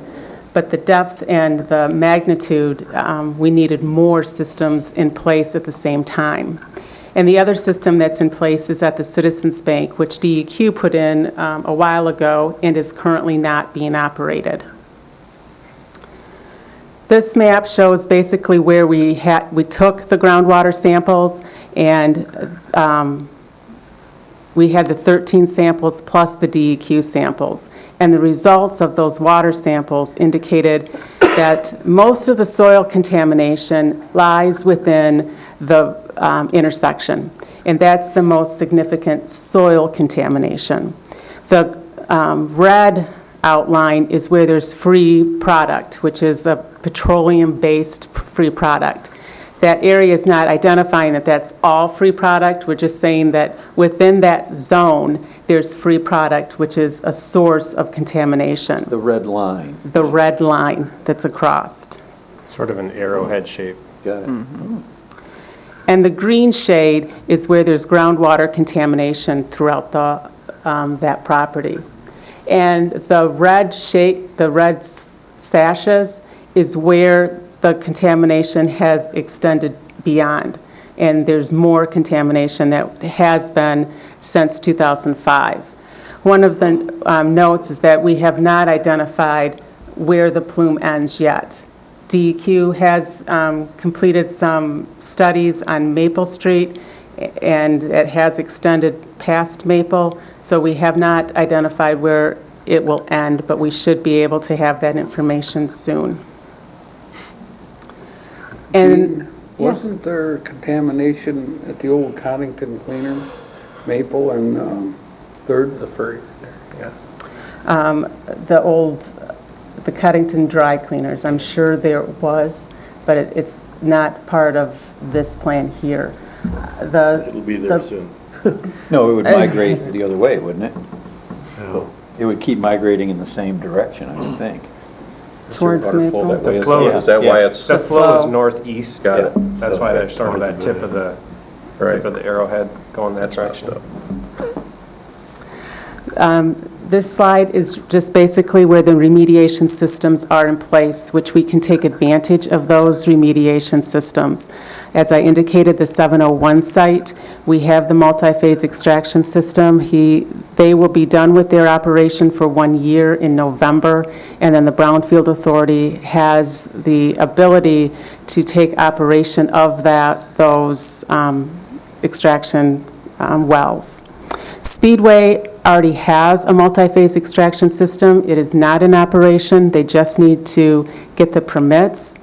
And as indicated, the former Amoco station, the DEQ does have one in, but we just need to do a little restoration on that, and that would be operational. And there was an air sparge system that Blarney Castle had in operation for a small period of time in March, and that is no longer in operation. So that is what we've done to date, and the next few slides we're going to say what we're going to be doing in the next few months. In the next few months is probably next week with the Brownfield plan, but Scott will go through what we'll be doing going forward. I do want to just take one small step back, and that is that this all originated, this inquiry originated with the hand surgeon, what's now the hand surgeon's location, the former Shell station, and I forget the name of that little restaurant, the Townhouse. Yeah, the Townhouse. And when we originally did the Brownfield plan for that, part of the process was to install a remediation system to try and get at some of that contamination under the ground. But as we worked with the state, it became very evident that unless this is a Four Corners problem and a big picture problem and not an individualized parcel problem, so you can pump yourself silly on that corner, and ultimately at the end of the day, it's not going to necessarily do the job, because what happens is the water flushes through the contamination that's still there, that arrowhead shape, and recontaminates the water. So you've effectively pumped and cleaned and then recontaminated the water. So it really called for a global approach, and I'm going to both criticize and give the state some credit separately. One, the criticism is that the state for years had sort of thrown up their hands at this Four Corners and said, we don't know what to do with it. It's a bunch of gasoline constituents. We can't tell if it was the 76 station or the Shell station or whatever, and they just weren't moving on it. And nobody was doing anything, and the contamination ultimately was getting worse. The Republic Bank site had some activity on it, and that reduced the plume for a while, and then as Gene's slide indicated, it got worse once that system stopped operating. So it's getting worse, and it really calls for sort of a more comprehensive solution. that's where we sort of came in as an authority, and that's why we look to our own consultant to say, help us figure this out so that we can develop an approach that makes sense, that actually gets the job done. So what does that look like? The consultant has sort of completed their preliminary work, done the additional sampling. We now know what the plume is doing and where it's going. We have a relatively good understanding of where it's at and where we need to get at. A lot of that is in that road right-of-way. And what the consultant has done is sort of taken a look at the systems that exist and said, we don't need to reinvent the wheel. We've got some systems on all 4 of these corners. Let's figure out a way to integrate all 4 of those. And if we continue some operations, enhance those systems that already exist, we can sort of get to an end result that is at least a relatively clean 4 corners in a relatively short amount of time. So that's the goal, and that's what the consultant is working with us on. And as Gene indicated, that's going to be presented to the Brownfield Authority this month in the form of a Brownfield plan. That gives sort of the overarching structure for that cleanup plan. Go to the next slide. One sort of exciting opportunity that looks to be presenting itself. We've been at this long enough to know that sometimes these things come and go, but there is discussion of redevelopment of the Union 76 parcel, potentially into a CVS drugstore. The thing that's exciting about that for the Brownfield Authority is not necessarily cheap medication, but is the access to that site and the ability to look at a new system on site. And maybe you can skip ahead 2 slides, actually. How deep is the plume? I think we're talking about roughly 20 feet in depth, but... So part of the excitement would be turning that corner into a crater, essentially, since it's sitting right in the middle of that arrowhead. That's there would be some, what we call source removal as part of that construction, and depending on what they need to do for a foundation, they're going to dig up some of that contaminated soil. But part of the goal of this is to do the remediation with the least amount of disturbance, recognizing that it's really impractical or impossible to just dig up everything that's there. That would be the best way to clean it up, but it also is the most expensive and the most disruptive. So our next best alternative is to use some of these sophisticated systems that they're called multi-phase extraction systems. There's different ways that they, to my lay understanding, basically suck the constituents out of the water and out of the soil, and ultimately dispose of them or let them vaporize into the air. But that's a really unsophisticated explanation, and don't necessarily hold me to it or act it. Now, these would be running indefinitely then, from here on out? Not indefinitely, but it would be for a period, there would have to be some intensive operation for a period of time. And again, it's really to get at that source material in the arrowhead shape. Once you either eliminate or substantially reduce the contamination there's not that flushing of the water. So that's the real problem, is that as that water comes through that source material, it picks up new contaminants, and then it continues down gradient. So if you get rid of that source, then once the water flushes through, it doesn't pick anything up. And that's the real advantage to having the potential CVS location. And then the credit part that I have to give to the state, and we need to go back 1 slide. If I could, the one thing that we note, and it shows up in the picture too, is the 701 property. The previous owner, before the people that actually built the current facility there, done a great deal of remediation there, and they hauled out yards and yards of contaminated soil. That was a big hole there. There was substantial source removal. And it's interesting to see that this plume, there's definitely, you can see that 90-degree corner out of it. They did make a significant improvement to that site with that effort. It just They made were the price. fortunate to be upwind, so to speak, too. That too, but they truly, and that was, the state helped and participated in that They process. And we have to give them credit for that too, because otherwise that plume would be even larger yet. if This that is- portion hadn't been taken care of. Yeah, this is where the state gets credit.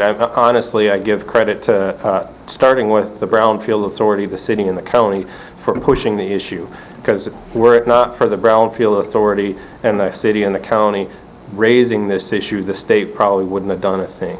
But it's because this community has been pushing and saying this is a priority to us, the state's has moved. And where they do deserve credit is both working with the 701 and helping us design the system that is there in place, but also they've installed some infrastructure on the north part of, or division as it's going north, when that was sort of torn up.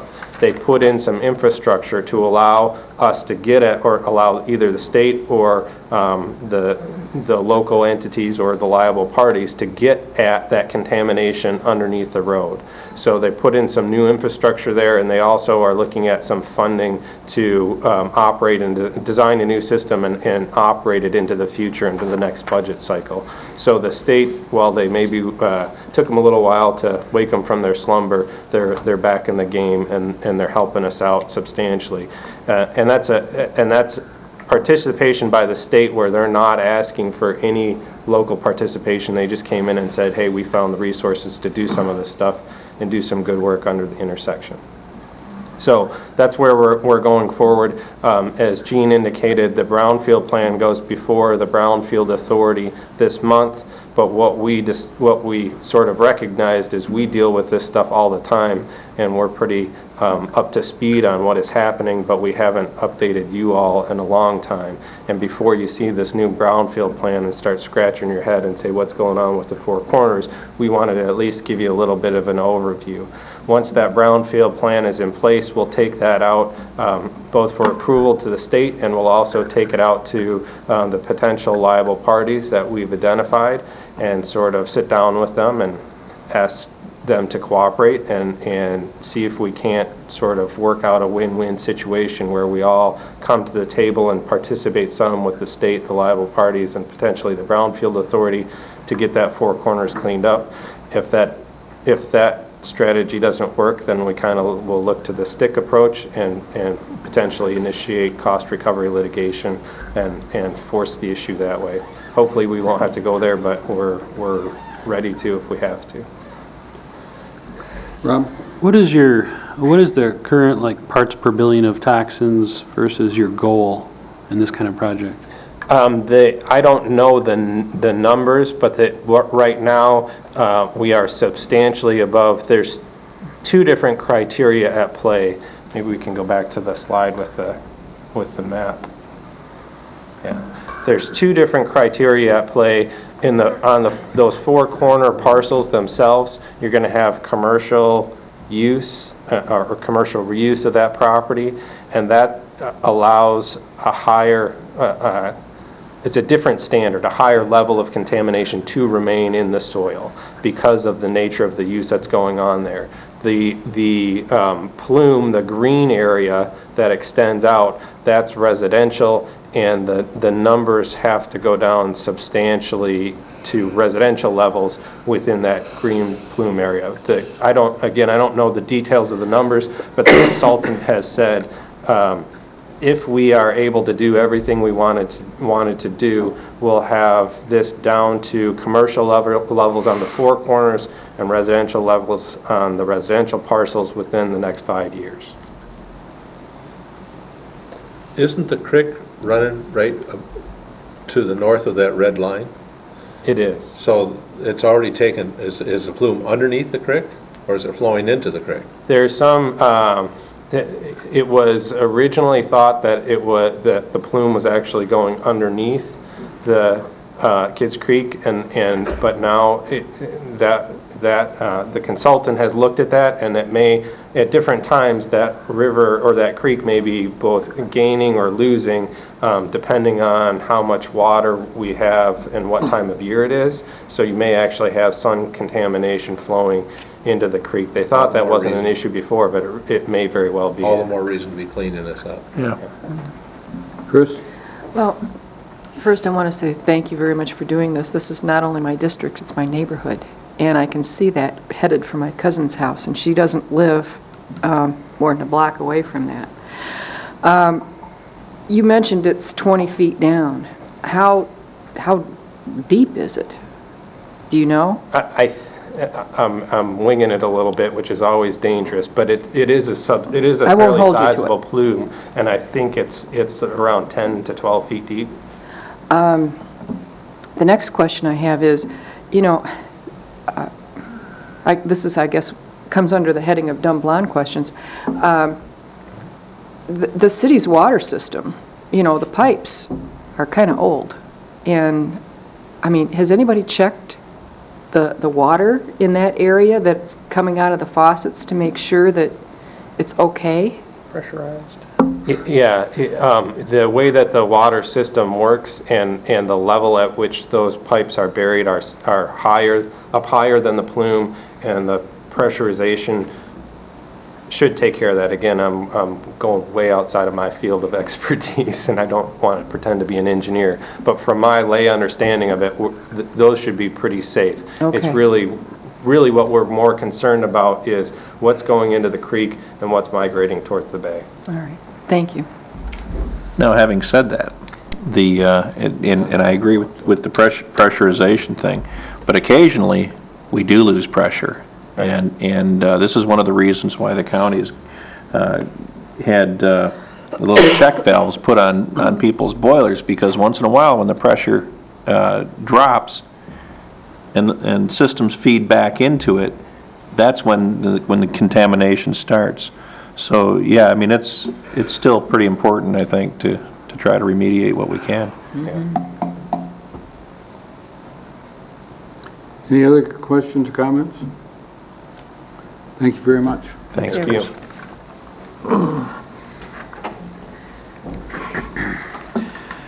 You know, Scott, your sense of humor has grown exponentially since you started working with the county, I noticed. Well, I was going to say since earlier in the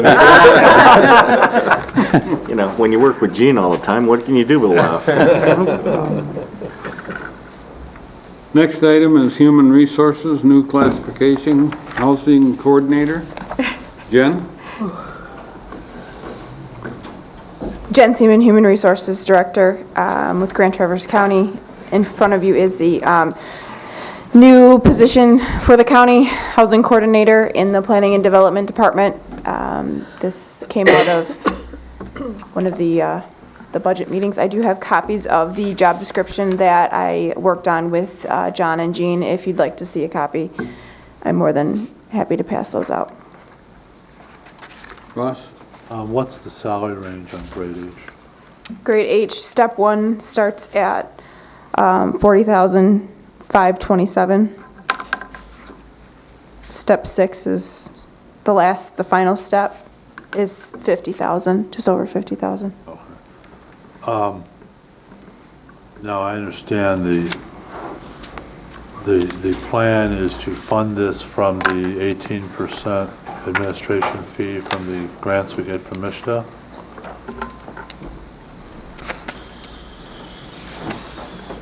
It's actually 20% of the grants. There's several grants. There's 3 grants out there right now, plus those hyper grants that we're looking at.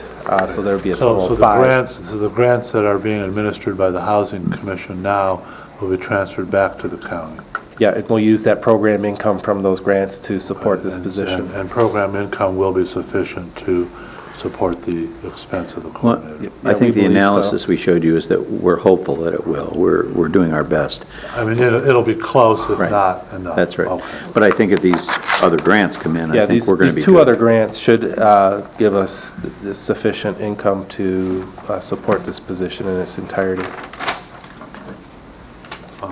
Chairman Fleece, I would move that we add a new position entitled Housing Coordinator to the County Classification Plan at grade H with points and factors as described above. Second. Who seconded? Thank you. Sonny? Just out of curiosity, the current housing coordinator, how does this salary compare to what she's being currently paid? I think this is less. This is less than she's currently paid. So if she comes back in under this program, she'll be paid less than she is now, or? Yes. She'll have a job. I mean, typically what we find is that the salaries in the city are more than what we're paying in the county. Because Jenny is she a city employee or a county employee? Well, she's a housing authority employee at this time. The city doesn't claim the housing authority. For some reason. It's a bastard stepchild. But of course, you know, we don't make these decisions based on the people, we make them based on the job. And I understand that, and I understand the points. I just, because of the individual that's in there. And in any case, you'll be advertising for the job, and whoever will apply for it, correct? now, that's potential, we haven't talked about that. You know, I think my intention was to look to bring Ginny over if possible, simply because of her background. But, you know, in this case, we may have to. Okay. Okay, everybody understand the motion? All in favor? Aye. Opposed? Motion's unanimous. Thank you.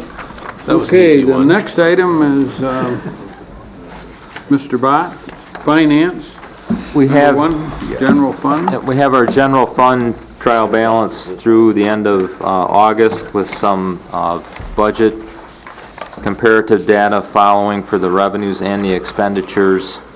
The financial position that's reported in the trial balance, I looked before the meeting today, you see on that report that the revenues are less than the expenditures through the end of August, but with the tax collection so far through yesterday's close of business, we're 5 million revenue ahead of expenditures, which is expected because of that September 14th due date on, you know, the tax bills that went out. But the revenue analysis is through August 31st. There's a number of bracketed amounts which show variances compared to a year ago, but what I wanted to point out, 4 of the 6 that are there are actually because the overall budget for that revenue by source category is lower in the 2011 budget versus 2010. So the significant difference here, I just wanted to spend a minute on the taxes. The taxes collected through the end of August are $700,000, $773,000 more than a year ago. So, you know, we've collected more tax revenue, which is a good thing. The offset to that is the Michigan Tax Tribunal adjustments are double what they were a year ago. Through the end of August, we're at $126,000 approximately. That's higher than they've been in a long time. And, you know, the treasurer is provided with that information on a monthly basis, and that number will most likely go higher. I can't even begin to tell you what it would be over the balance of the year, but. Do you guys have a question about the tax tribunal? So the 126,000 that you're reporting there, is that the annual reduction, or is that more like where we have to pay back 2 or 3 years of over assessment? And it's more of the latter. You know, we're paying our share back. If there are amounts due for other units, they're being billed back for that based on the way that the tax. Is it 1 year, Dean, or is it multiple years? It's hard to say. The Great Wolf Lodge last December was a multiple year. You know, so there could be a combination of, you know, a single year. In most cases, it wouldn't be more than 2 years. Right. Okay. So if you look at the 126,000, that's just the county taxes that we're having to basically refund. Refund. That's correct. But on an annual basis, it's probably smaller than that. I mean, my point is we have to refund money, and then we have lower expectations of tax revenue going forward, right? Correct. Correct, because those adjustments do affect. Next year. No, we don't have to do it back again. No, those adjustments do affect, you know, taxable value and the tax base. The other comment I wanted to make, there's 7 or 8 different tax revenue line items that make up this total.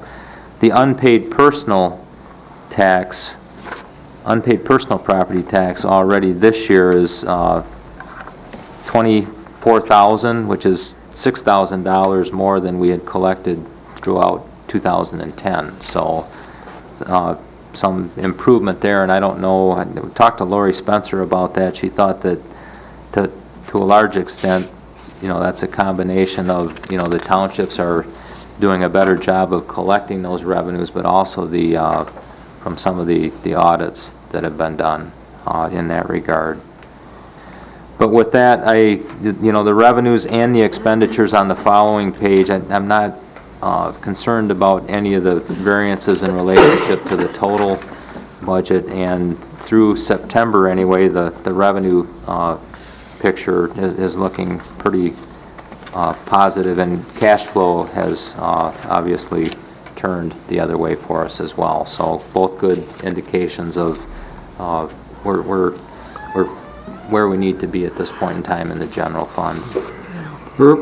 Yeah, Dean, seems to me, if I recollect properly, that we always try and make the townships whole when it comes to uncollected taxes? All local units. And at one time, you were concerned about whether or not we had enough cash flow to be able to continue to do that. We are, that is generally done when the county treasurer settles with all the local units. When we purchase the delinquent taxes, that's done usually in late March, early April. That has been done for this year, and we had sufficient cash. The county treasurer will let you know if there's a concern with having cash, and looking forward in the tax revolving funds. Bill Rokas, the county treasurer, that we're at least through the 2012, this cycle, and through next March and April, we would have sufficient cash to be able to do that. I want to say that in 2009 and 10, we did initial authorization of bonds if we would have had a shortfall. But in both cases, we had a large number of parcels that remained unpaid until late into December. In 9, what happened was we ended up delaying the payment to the county for those properties, and we just pushed that out, and we paid everybody. And in 10, we actually authorized bonds, but never had to sell them because there was enough money there. All the Lock and Heath property came in and paid in December, and I wasn't going to mention the name, the parcels, but yeah. Okay. That's all I have on that. And then the next item would be the budget adjustments that I'm asking for your approval. I did have one question, I'm sorry. On the expenditures, don't look at it. You said, under other, you say, these are your reasons, and you say, fire public education plus 44,000 and startup costs for 211 plus 20,000? Those are Commissioner timing differences. In 2010, we were discussing I don't know if that was because they didn't invoice us for the quarterly appropriation.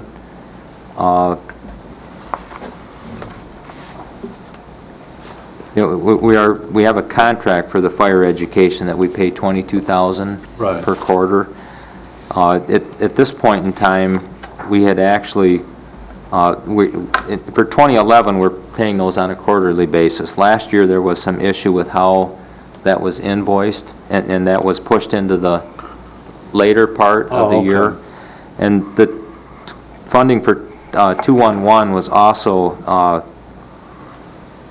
that was a one-time expenditure. We do not have that in 2011. And the insurance billing, I'm working with, we have a net asset distribution from MMRMA, so I have not paid the insurance bill back to the general fund because I'm trying to determine how I want to distribute that refund that we have coming back. But basically, there's 650,000 that should more or less be included in terms of... Correct. Correct. Okay, thank you. I'd like to make a motion to approve the budget adjustments as presented. Been moved and seconded to approve the budget adjustments. All in favor? Aye. Opposed? Motion passes unanimous. Next item is the MERS actuarial evaluations. For those of you who have good memories, we were supposed to bring this back, I believe in August, so we missed it by a month, but, and this is very, very limited information. The actuarial valuations are 200-page documents. And what I wanted to do here, though, was show two of the same tables from the valuation. The first one is based on the December 31st, 2010 valuation, and these actuarial valuations are done on an annual basis. So it shows the estimated accrued liabilities, the valuation assets, and our unfunded accrued liability as of December 31st for the 2 years that are presented. And then it also shows the employer contribution for the years. And if you'll note, and obviously you haven't had a lot of time to look at this, but we're 51% funded at the end of 2010, which is slightly better than the 50% funded that we were at the end of 2009. But I think more importantly, if you look at the contribution amount starting in 2012, it's less than the amount for 2011, and that's primarily because of the freeze that they have us on.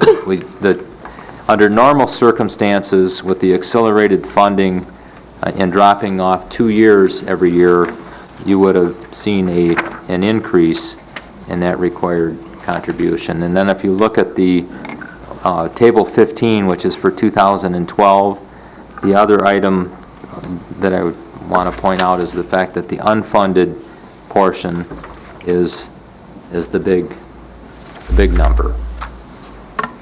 Okay, now you mentioned like page 111, the 3.856 million being $400,000 more or less than it was the year before? Correct. And that's due to a number of things. That, you know, obviously with our improvement in funded percentage, they're saying that, and based on the valuation assets, that we don't have to pay quite as much into the system because the performance was a little better. Okay. But it's also because of the fact that MERS did agree to put us on a 3-year freeze on the accelerated funding. The freeze is just the number of years they're using as the basis of the actuarial. Yes, amortizing that unfunded liability and that payment period over which you have. Were we frozen at 16 or 14? 16. Herb? This is just additional compensation for all of our employees. And, you know, I think that this is showing us what's wrong with our retirement fund.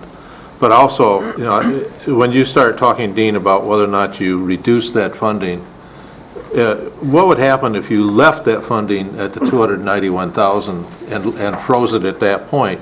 I know that's about a $30,000 hit, but it would keep us from going farther back. And you know, I think that's a concern for myself anyway, that if we freeze it at this level and then the stock market continues to decline and the economy continues to decline, we're going to have further liabilities. Well, and I'm sure Dennis will want to comment on this, but when we ask,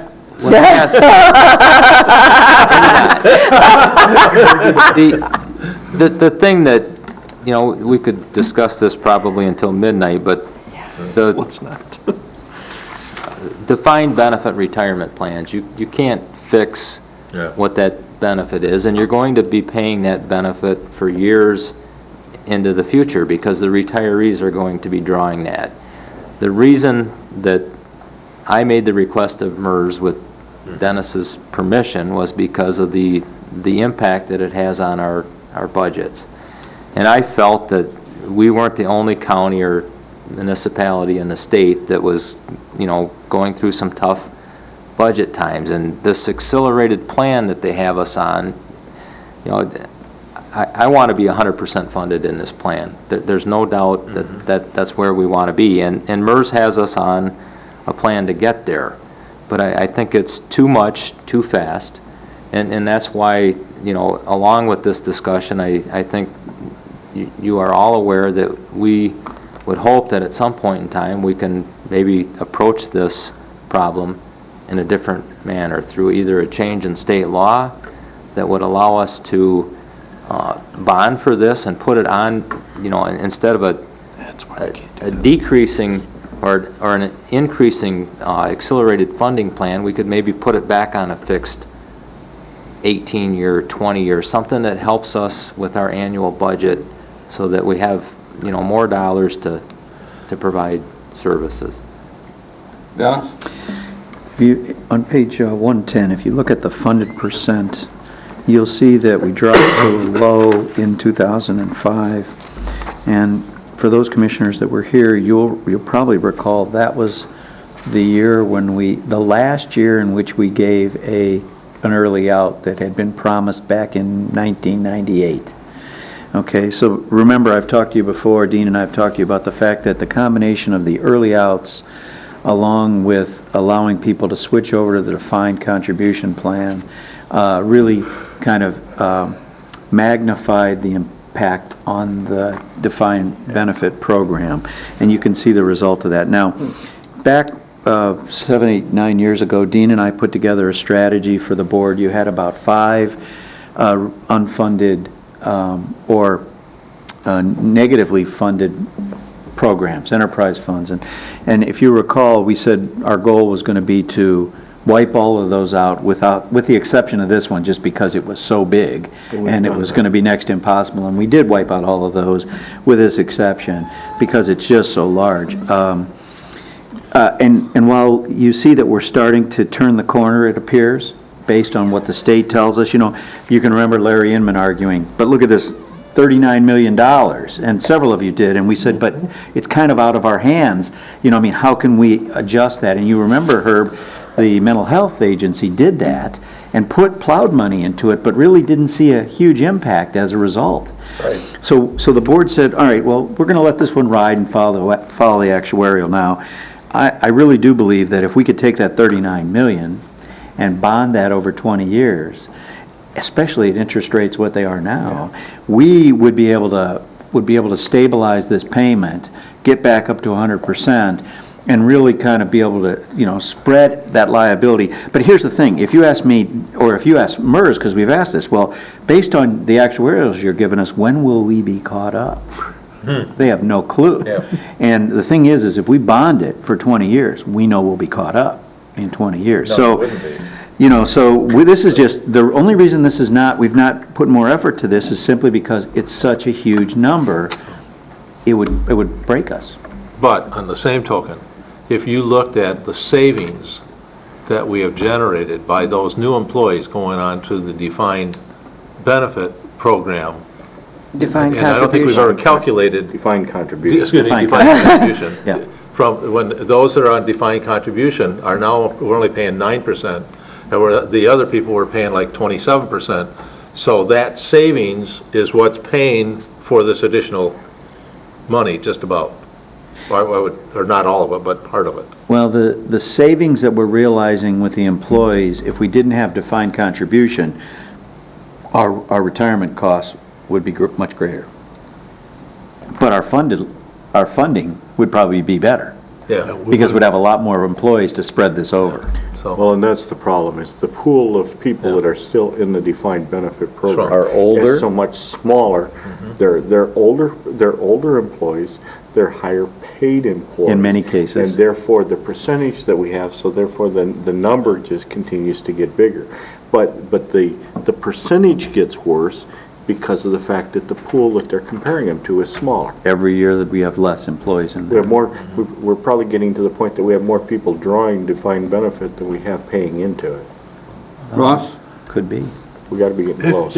If you look at a graph of the expense, you know, when you make the switch from defined benefit to defined contribution, as we did, you know, the contribution required keeps going up, and then at some point, it peaks and starts going back down.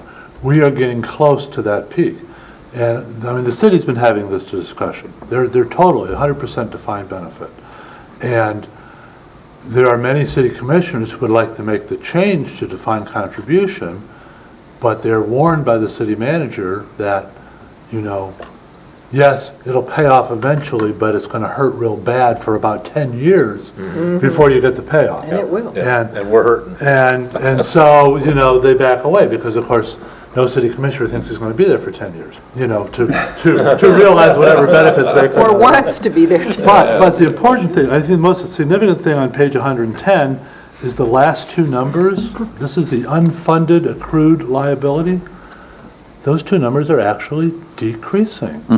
Not very much, but if you look above, you know, especially since 2001 when we went to defined contribution, it's increase, and then level off and down a little. We're getting there. We're getting there. We are getting there. 0.0002%. Yeah, good point.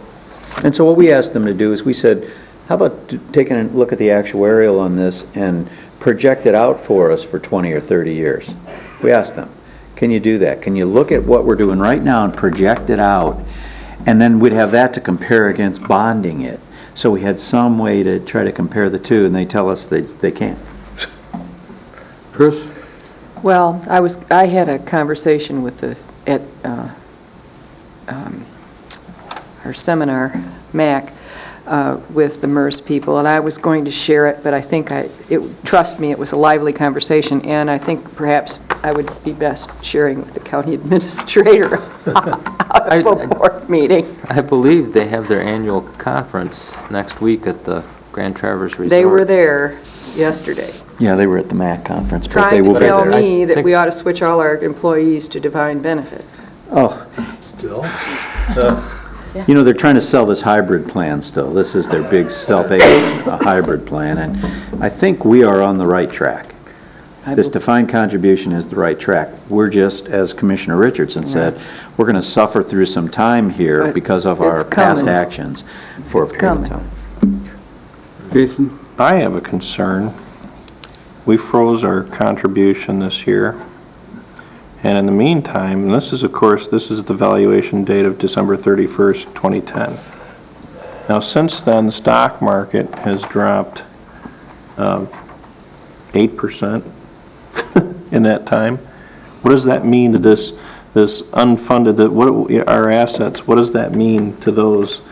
If that 8% is at all reflected in there in any marginal way? The short answer is that at the end of this year, at December 31st, 2011, they'll do another actuarial valuation. Those losses in the valuation assets that we have in the retirement system, they smooth those out over 10 years. MERS does a lot of things to help keep the payment reasonable. I guess, yeah, I don't know what the right term is, but they do. We had significant losses in 2008, and they, for I think almost 10 years now, they have been smoothing those losses over a 10-year period, so we don't take the entire hit. I mean, if the equity market doesn't improve between now and the end of this, our calendar year, you would see a reduction in the valuation assets, most likely, and perhaps that unfunded accrued liability increases and our funded percentage decreases. And our bill would go up. Would increase. Absolutely, there's no question about it. That's why I think, and I know Larry Inman has been working hard at this, as have I think we really, we need to, I would say a strategy for us would be get the law passed that allows us to go to bonding if we choose. And then, to be quite honest with you, I don't know that we have the expertise, and I don't know that MERS has the expertise to evaluate the options. I think we need to bring somebody in, a consultant who can look at these two and really do an analysis for us and tell us whether it makes sense to go to a bond. But, I would like to see us in the next, if the law passes this year, in the next 6 months to have an answer on whether or not it makes sense to bond. And the sooner the better because of interest rates. you know, But the law has to change first. the law has to change first. But I'm not sure Currently cannot. they're using, the actuarials are using the proper information. Well, that's I what mean, I'm that's suggesting. still a question. If we And I'm bring not in sure- our own,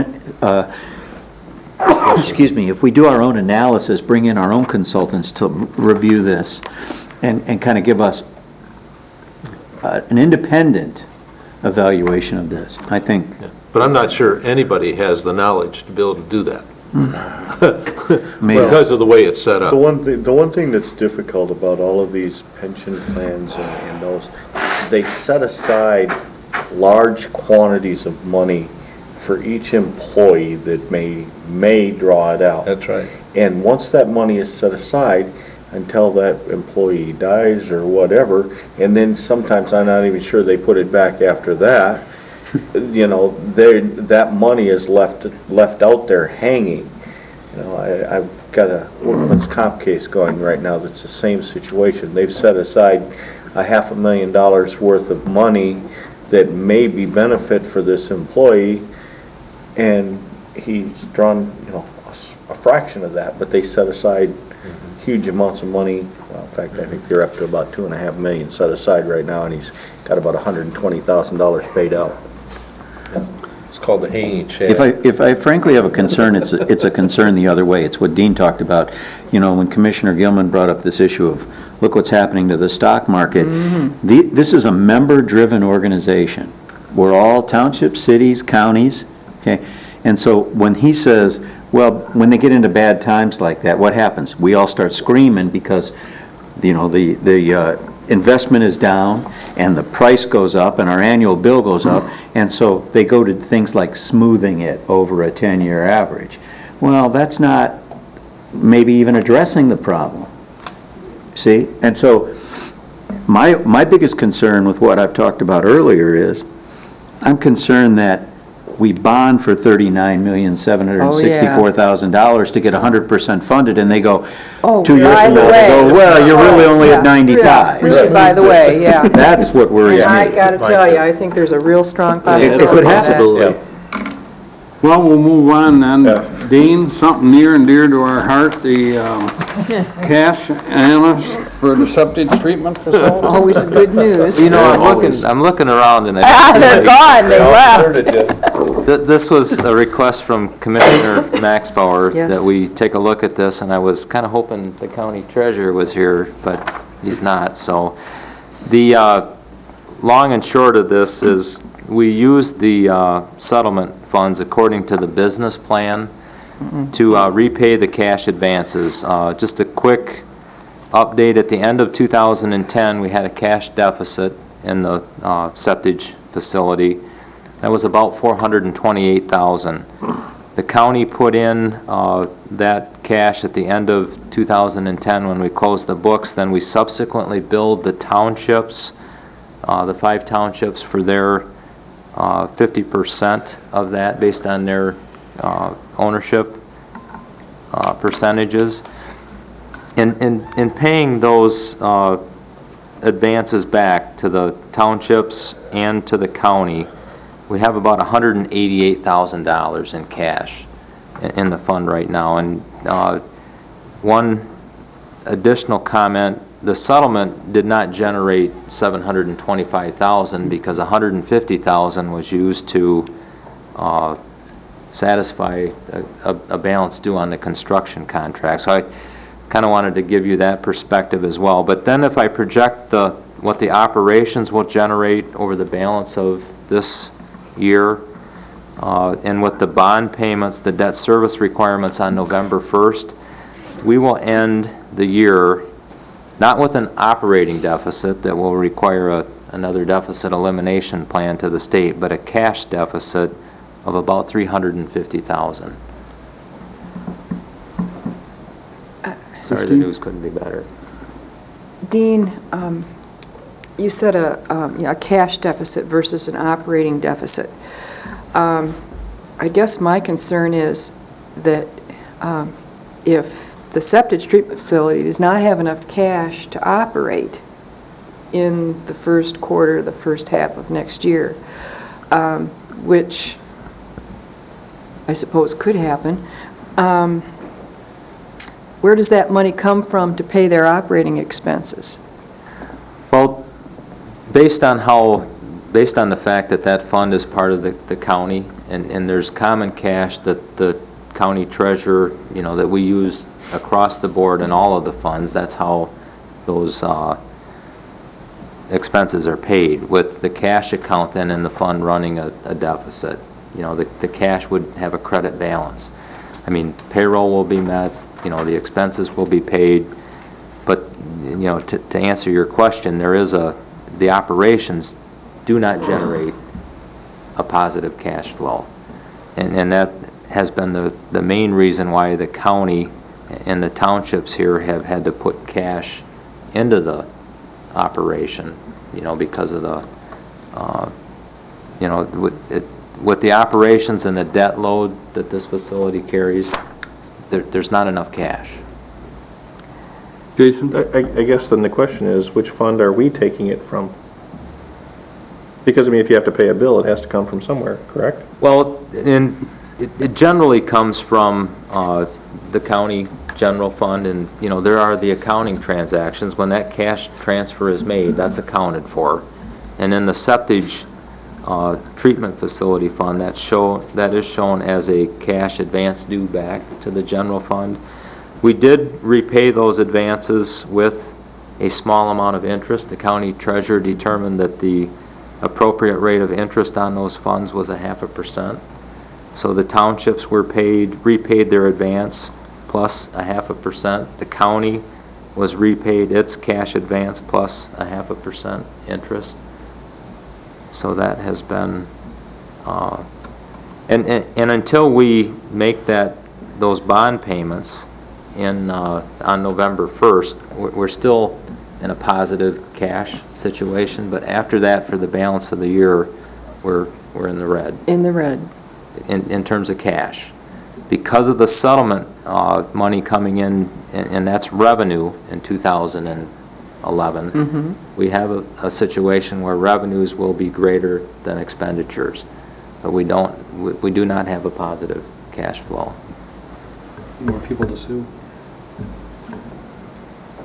And the main reason that we have an excess of revenues over expenditures is because the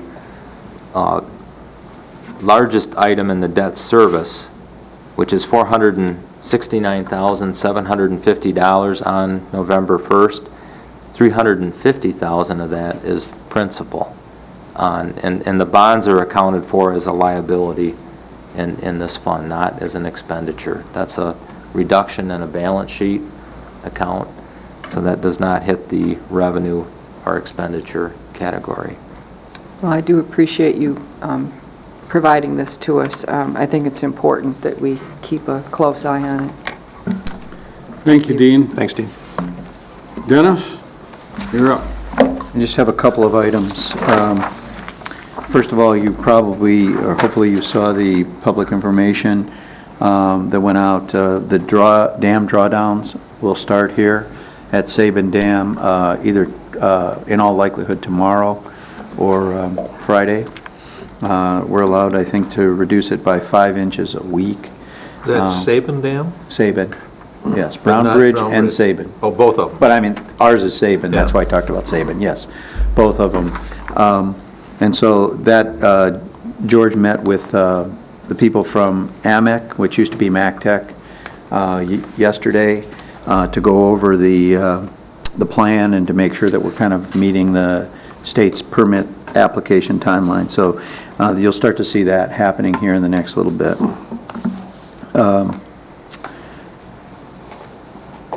We are working, Dean and Jen and I met with Cadillac Insurance Company Monday night to start looking preliminarily at the set of recommendations for you to consider for next year's insurance.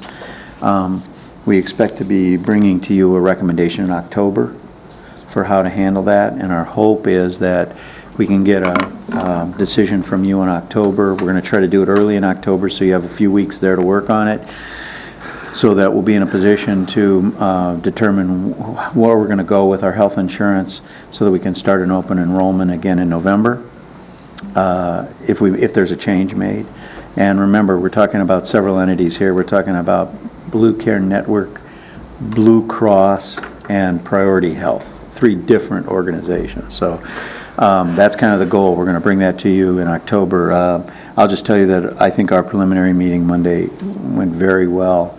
I think it's very positive, and we're really excited about it. So there is going to be a meeting next Monday with Cadillac Insurance and Jen Seaman, and I'll be there. I don't know if Dean's going to make it, but we're going to meet with the union stewards and the business agents to kind of go over what a plan might look like, to give them some indication of kind of how it might impact employees. We want them to understand that the goal here is not to impact employees, that it's substantially the same without any additional work from the employees. So, we're looking at, we've talked in the past about HRAs, for example. That's certainly one option. And, I've told Cadillac they need to get in here and kind of explain that to you and the impact to you. And so expect that to happen in October, probably we may move it out of order and either bring it to public safety or RMA, so you have more weeks to kind of, get more information if in fact we need it. So, but it's looking real good. One is, I saw something that talked about a Cadillac insurance tax, that if you have a Cadillac insurance, that there's an additional tax that's coming on with the Obama plan. I can't afford a Cadillac.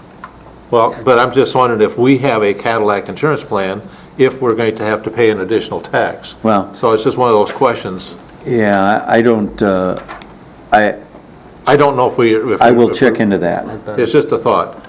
I think we're going to be fine, and I think based on what you see, while the employees won't see a big difference, I'm pretty sure we're not going to be considered a Cadillac insurance plan. It's Cadillac Insurance Company though, right? No. Yeah. Well, no. but then the other question. That's the last plea. It's too late. The other question I had is that I had a chance to run into an individual that sells a senior program that they say it's a carve-out that allows you to take your retirees and carve it out of your plan and pay as a different type of insurance. And I'm just wondering, and I talked to the guy from Cadillac Insurance and said, can we do this? And he says at this point, it's in Blue Cross's thing It's that in the won't bids. allow that. But he's going to try and negotiate that, because what happens is we take those 65 people out of our plan, we lower our age bracket, lowers our insurance cost, and then puts a different program into the retirees, which allows them to be able to have not so much of a premium, because then the premium wouldn't be as high. So I don't know how that works, but it was just. Well, Cadillac mentioned that you had talked with them. Brian mentioned that you had talked with him. And I don't know. I need to get more information, because my understanding is that what we had was a carve-out. So basically, I just didn't know.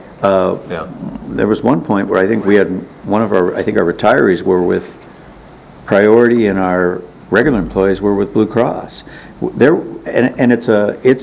I believe it was a carved-out plan, but I'll have to go back and check with him, but we'll make sure that we have as much flexibility in there as we can. The thing that is confusing to me, Herb, is if we carve it out, we may save money. I think we carved it out. We did that purposely because it was impacting our rates for the rest of our employees, because this is an older group. Okay, and so it kind of doesn't. I'm having trouble understanding how carving them out could bring them lower premiums. I don't know. Unless it's just a question. lower service. So we'll check into it. One of those programs that I didn't know about, and then it was kind of let's look at it. I'll make sure when Brian comes in that he addresses that with the board. So I just want to let you know, that's looking really positive, and we're excited about it, and I hope that, hopefully in the first week in October, we'll kind of roll that out to you, and it will have been after we had a discussion with the unions, so that, they're aware of it, so you might have some feedback from them before we could discuss it. We had a lot of discussion at the MAC conference about personal property tax and what's happening with that, and during our county administrator session on Monday night, we met with some state people, and we met with one of MAC's representatives to talk about that, and this is a rough number, but, a personal property tax, $1 million, Bill tells me $1.5 million to $1.7 million a year for us at this time. Yeah, 10, right? 5.5 million, probably. Okay, $1.5 million. The proposal seems to have lots of steam from the state, and I know that a lot of you would agree with it. You know, I mean, we all know that it's a bad situation. Unfortunately, there's a couple things that are problematic. First of all, the state to this point in time has not been willing to consider some kind of a constitutional replacement. They're talking about a replacement, but they're talking about a replacement that they would control, you know, and could change depending on their funding situation on an annual basis. Familiar. They're also talking about 70 to 80% replacement, not 100% replacement. So this is all still in the negotiation stage, but I want you to be aware of the fact this could have a significant impact. And while I think we all agree that personal property tax is not a working tax and really should be discontinued, it may be discontinued to the detriment of local governments in terms of our funding. It also will hurt the townships. Yeah, townships, cities, you know, Oh, yeah. villages, everybody. So just wanted you to be aware of that, and we have a working group together that's working with MAC to kind of look at putting together several proposals that might keep us whole. But key thing for local governments is if it's not constitutionally changed, either through ballot initiative or something, you know, in all likelihood, it's going to be like revenue sharing. You know, whatever they decide to fund, they're going to decide to fund.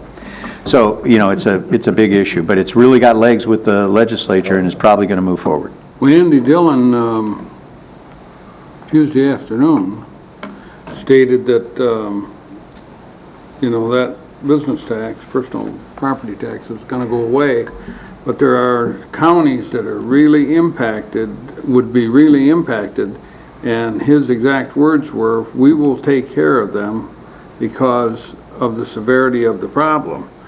But he also stated that the collection and the paperwork and the processing of the personal property tax amounts to about 30%. So really, Is it that? for every $100, you're getting $70. He said that's one reason they want to move away from it, since it's not a fair and equitable tax. Well, you know, I don't know where they come up, you know, with those statistics that it costs 30% to collect. You know, could be. Well, he's figuring the townships, everything. I understand that. My point is, and I'm not disagreeing with you, I'm just saying, you know, in my opinion, that's the state coming up with their own, you know, fabricated, you know, information as to justify what they're going to do.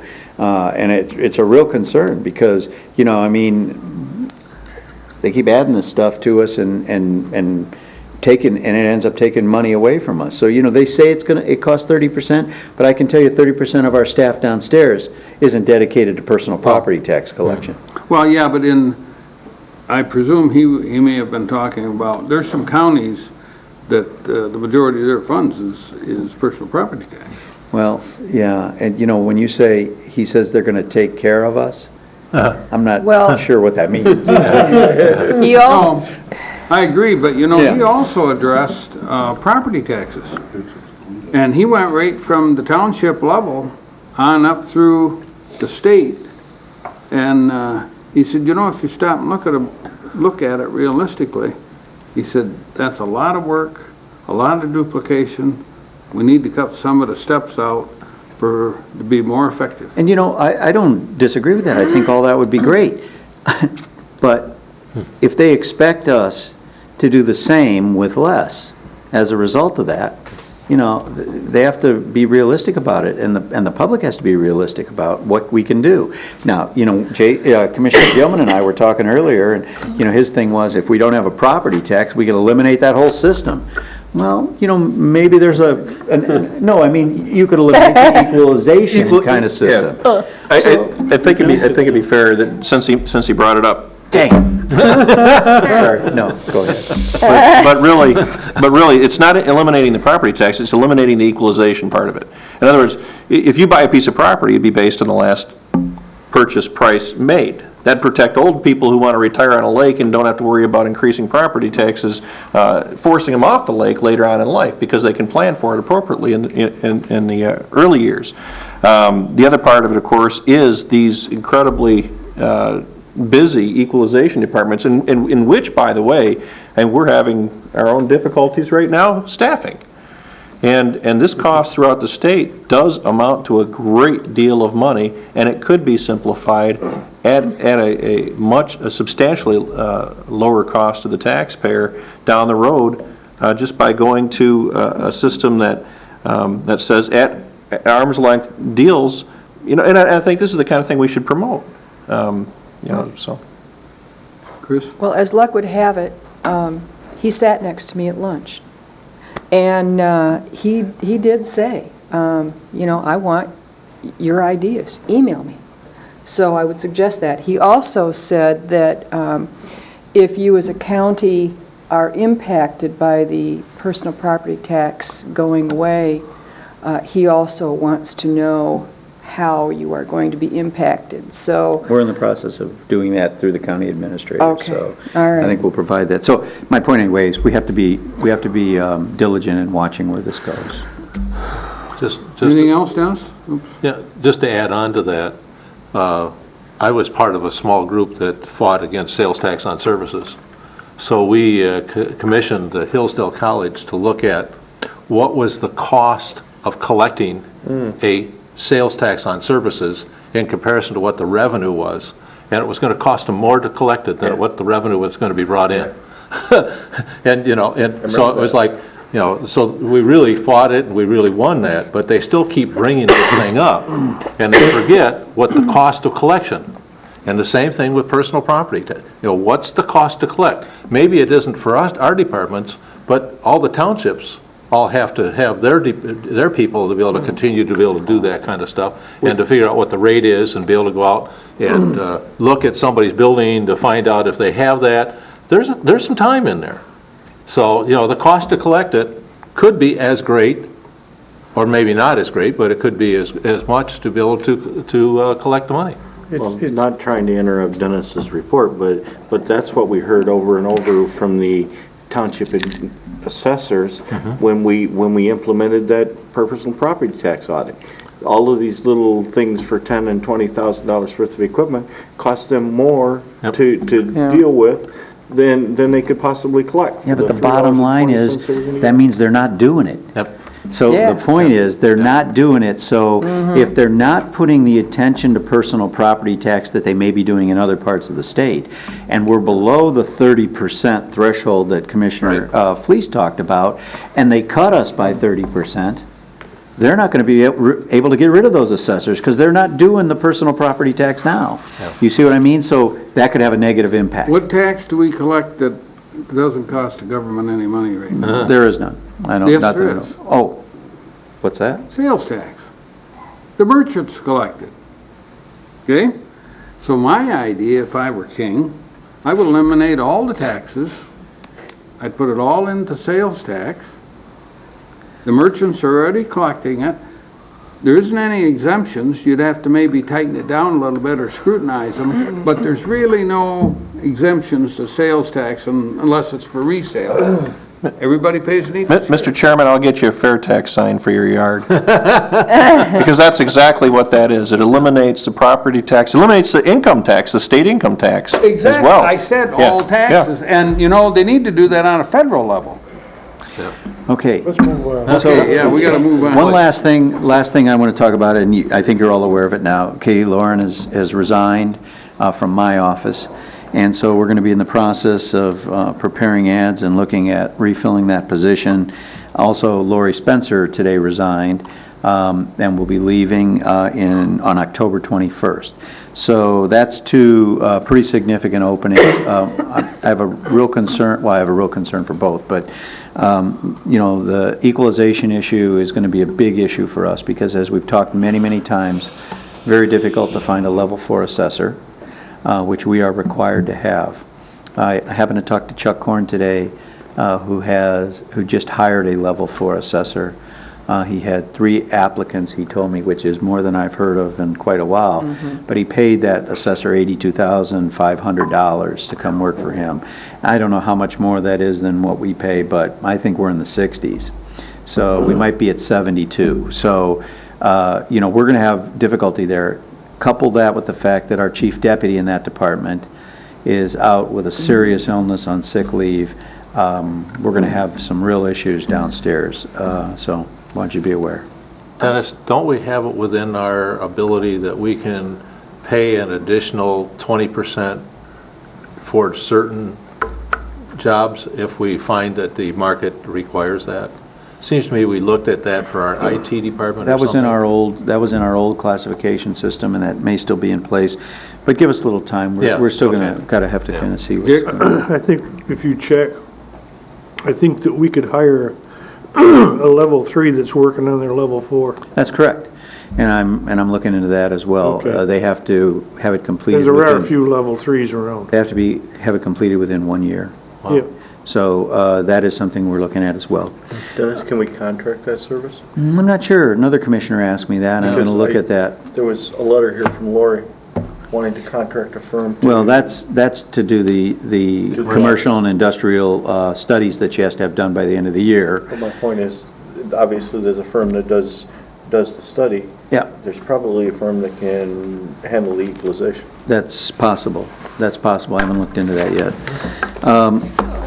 But I raise that for two reasons. The first one, which you won't want to hear, but the first one is, contrary to what you may think, the pay of some of these positions are impacting our employees. These two people both left. One of their reasons for leaving was the pay. That's clear in both cases. They've demonstrated that to me. It's not the only reason, but it was clearly a reason. I mean, Katie is going to be going to the city as the deputy deputy clerk and make more money than what she was making as my assistant. And Lori has talked to me for years and has held off on this, and I'm not saying it's the only reason she left, but she's going to work for Leelanau County as their equalization director.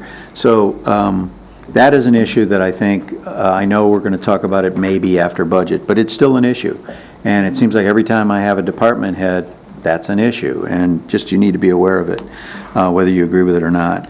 The other thing, though, I think we have to talk about is what's happening. I think we need to have a plan in the next year, and it particularly relates to elected officials. And while you don't have any direct control over elected officials, you have kind of control over the county as a whole. And at the end of next year, we're going to lose 3. Yeah. Well, actually, before the end of next year, we're going to lose 3. Bill Rokas is tentatively planning on leaving in June, and from what I understand, our clerk is going to retire, and as is our prosecutor. And I don't know that that's official, but that's kind of what I've been told. So I think it's important for us to have some kind of a strategy on how we're going to address the issues in those offices. For example, I will tell you already what I'm doing with Bill Rokas. He has 4 employees, including himself. Does that sound right? 1, 2, 3, 4. 1 retired 2 weeks ago. 1 is retiring at the end of the year. And he is retiring next June. Okay, that's going to leave 1 employee in that office who has any background. So what we did is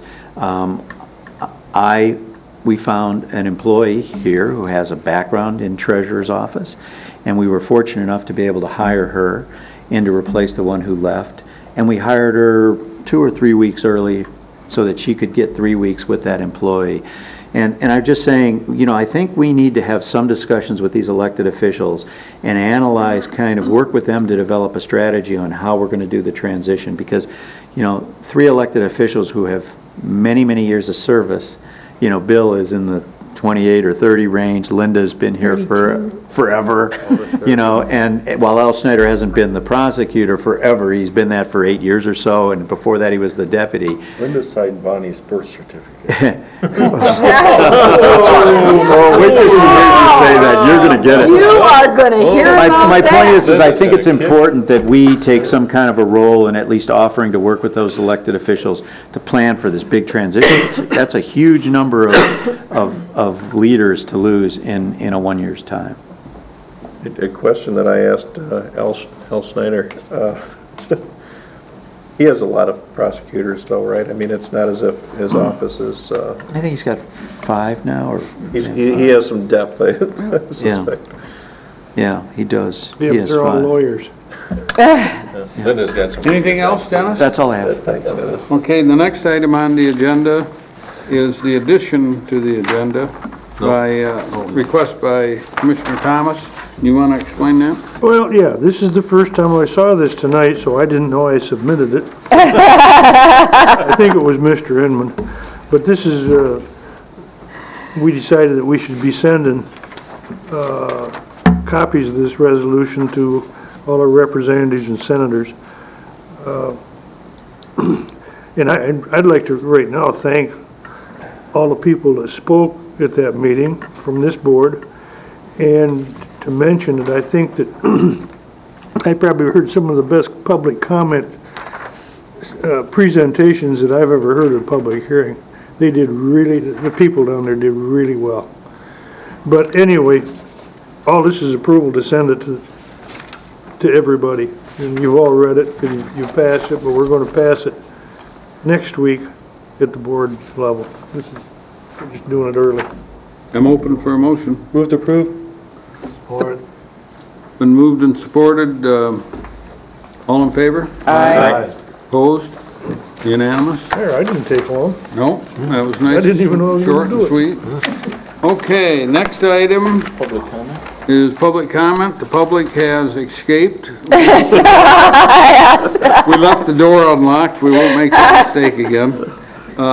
Commissioner committee reports. Jason? The safety committee added a cell phone. I'm sorry, I just had to throw that in because that was really the change in the vehicle safety policies. I hadn't seen it before, so there it is. I read it. Darn. It was a good discussion. I agree with Dick.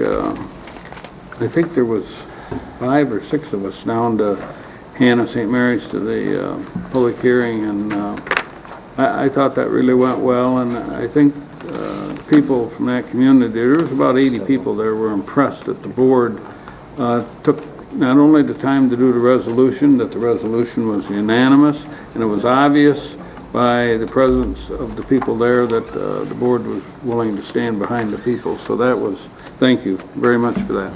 I wouldn't bet on it getting turned down, though. Well, yeah, that remains to be seen. There's no way that it'll get I think a lawsuit's the only thing that's going to stop it. Well, the options that Mayfield Township will have is to appeal it to the EPA, and then if they don't overturn it, then you have to go to court, which I think they'll do that. But also, in the meantime, Mayfield wasn't sleeping.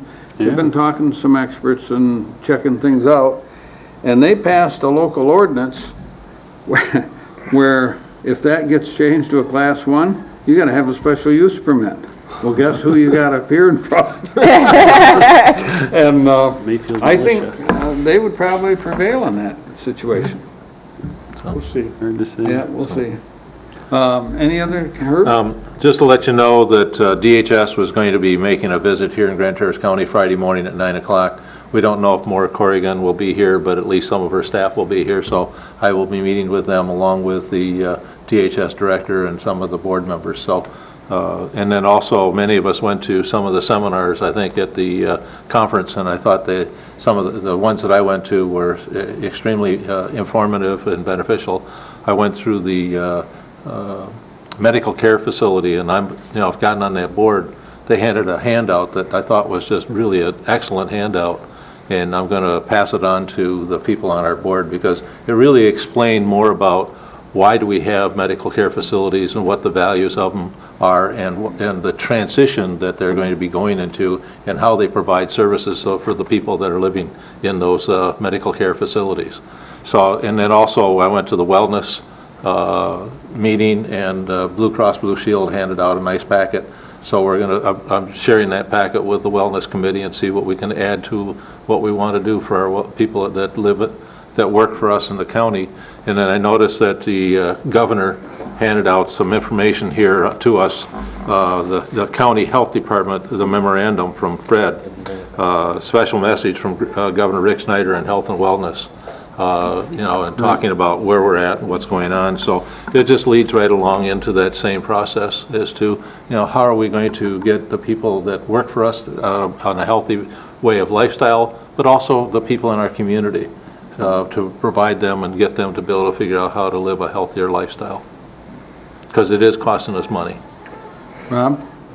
On Northern Lakes Community Mental Health, I mentioned a couple times, we had an ad hoc committee, which I was appointed to chair, to look into the funding by the different counties, and the fact that we pay $682,000 a year, and everyone else pays less than half of that, and many of them much less than half of that.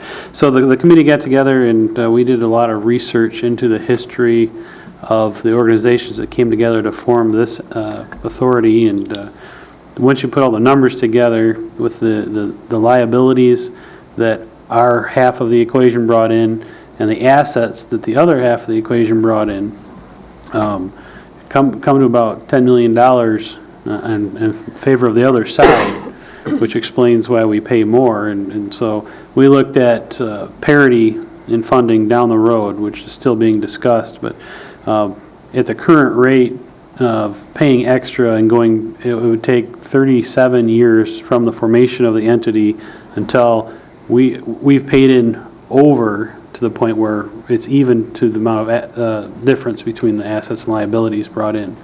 So probably not going to see any changes there. We might, as a board, put something in the books to the effect of in 37 years, or well, now less than that. Now we're going to change how funding is handled. If that is to happen, then all 6 counties have to agree on it. So if a change is recommended by that board, then it'll come through us and every other county board.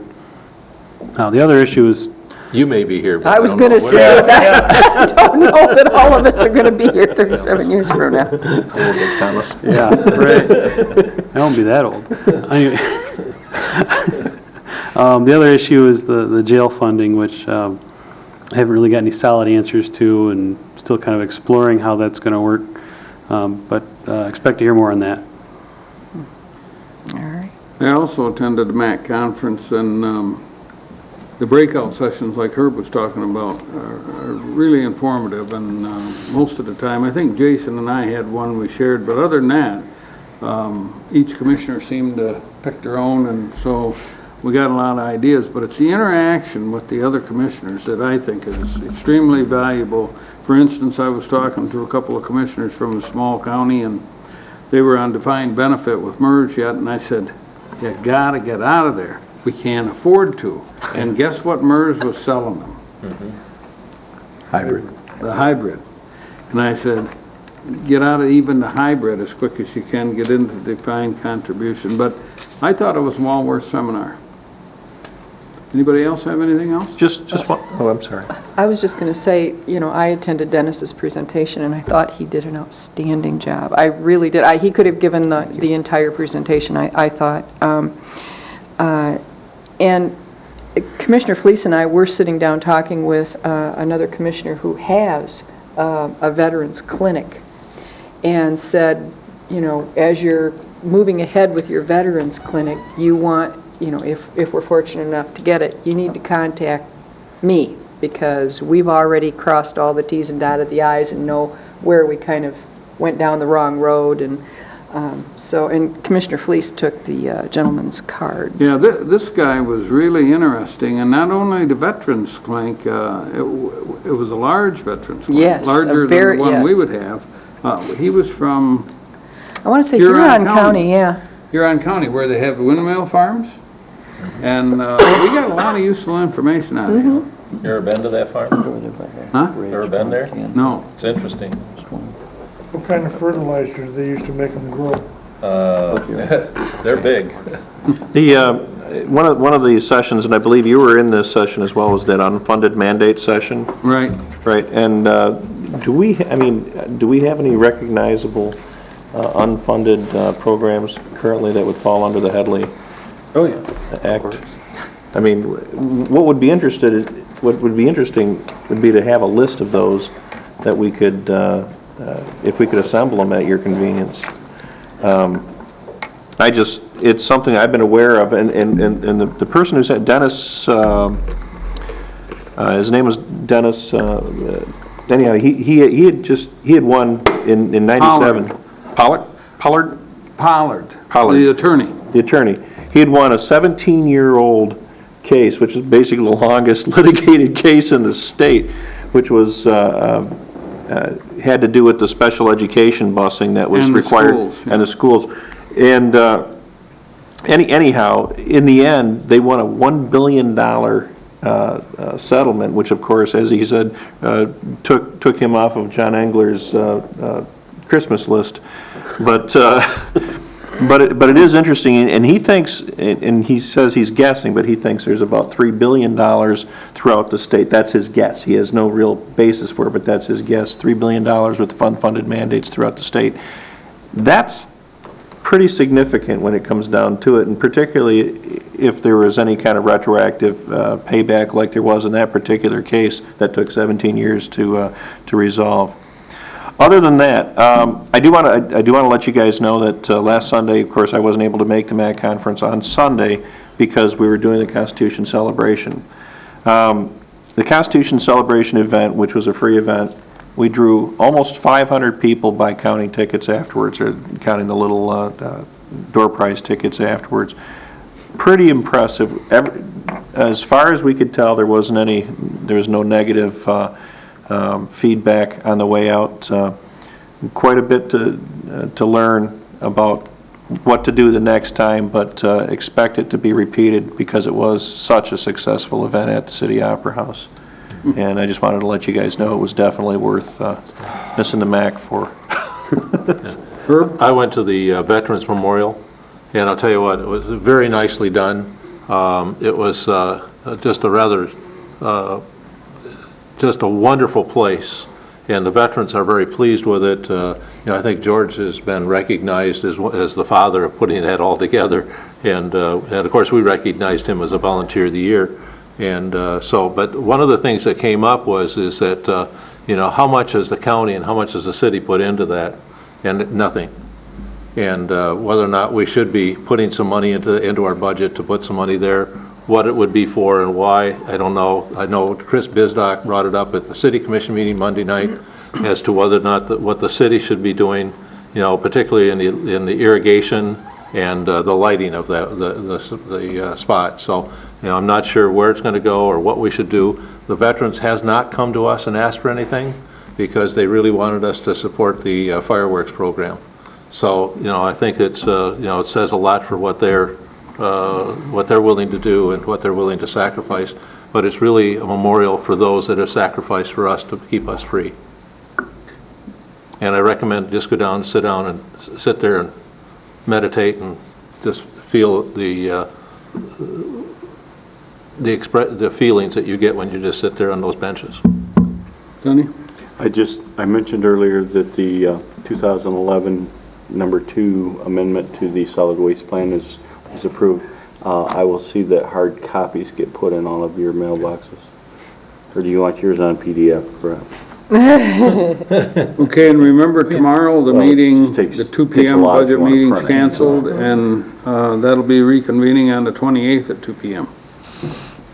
And no reason for a closed session, so I'm looking for a motion to adjourn. Support. Move. This is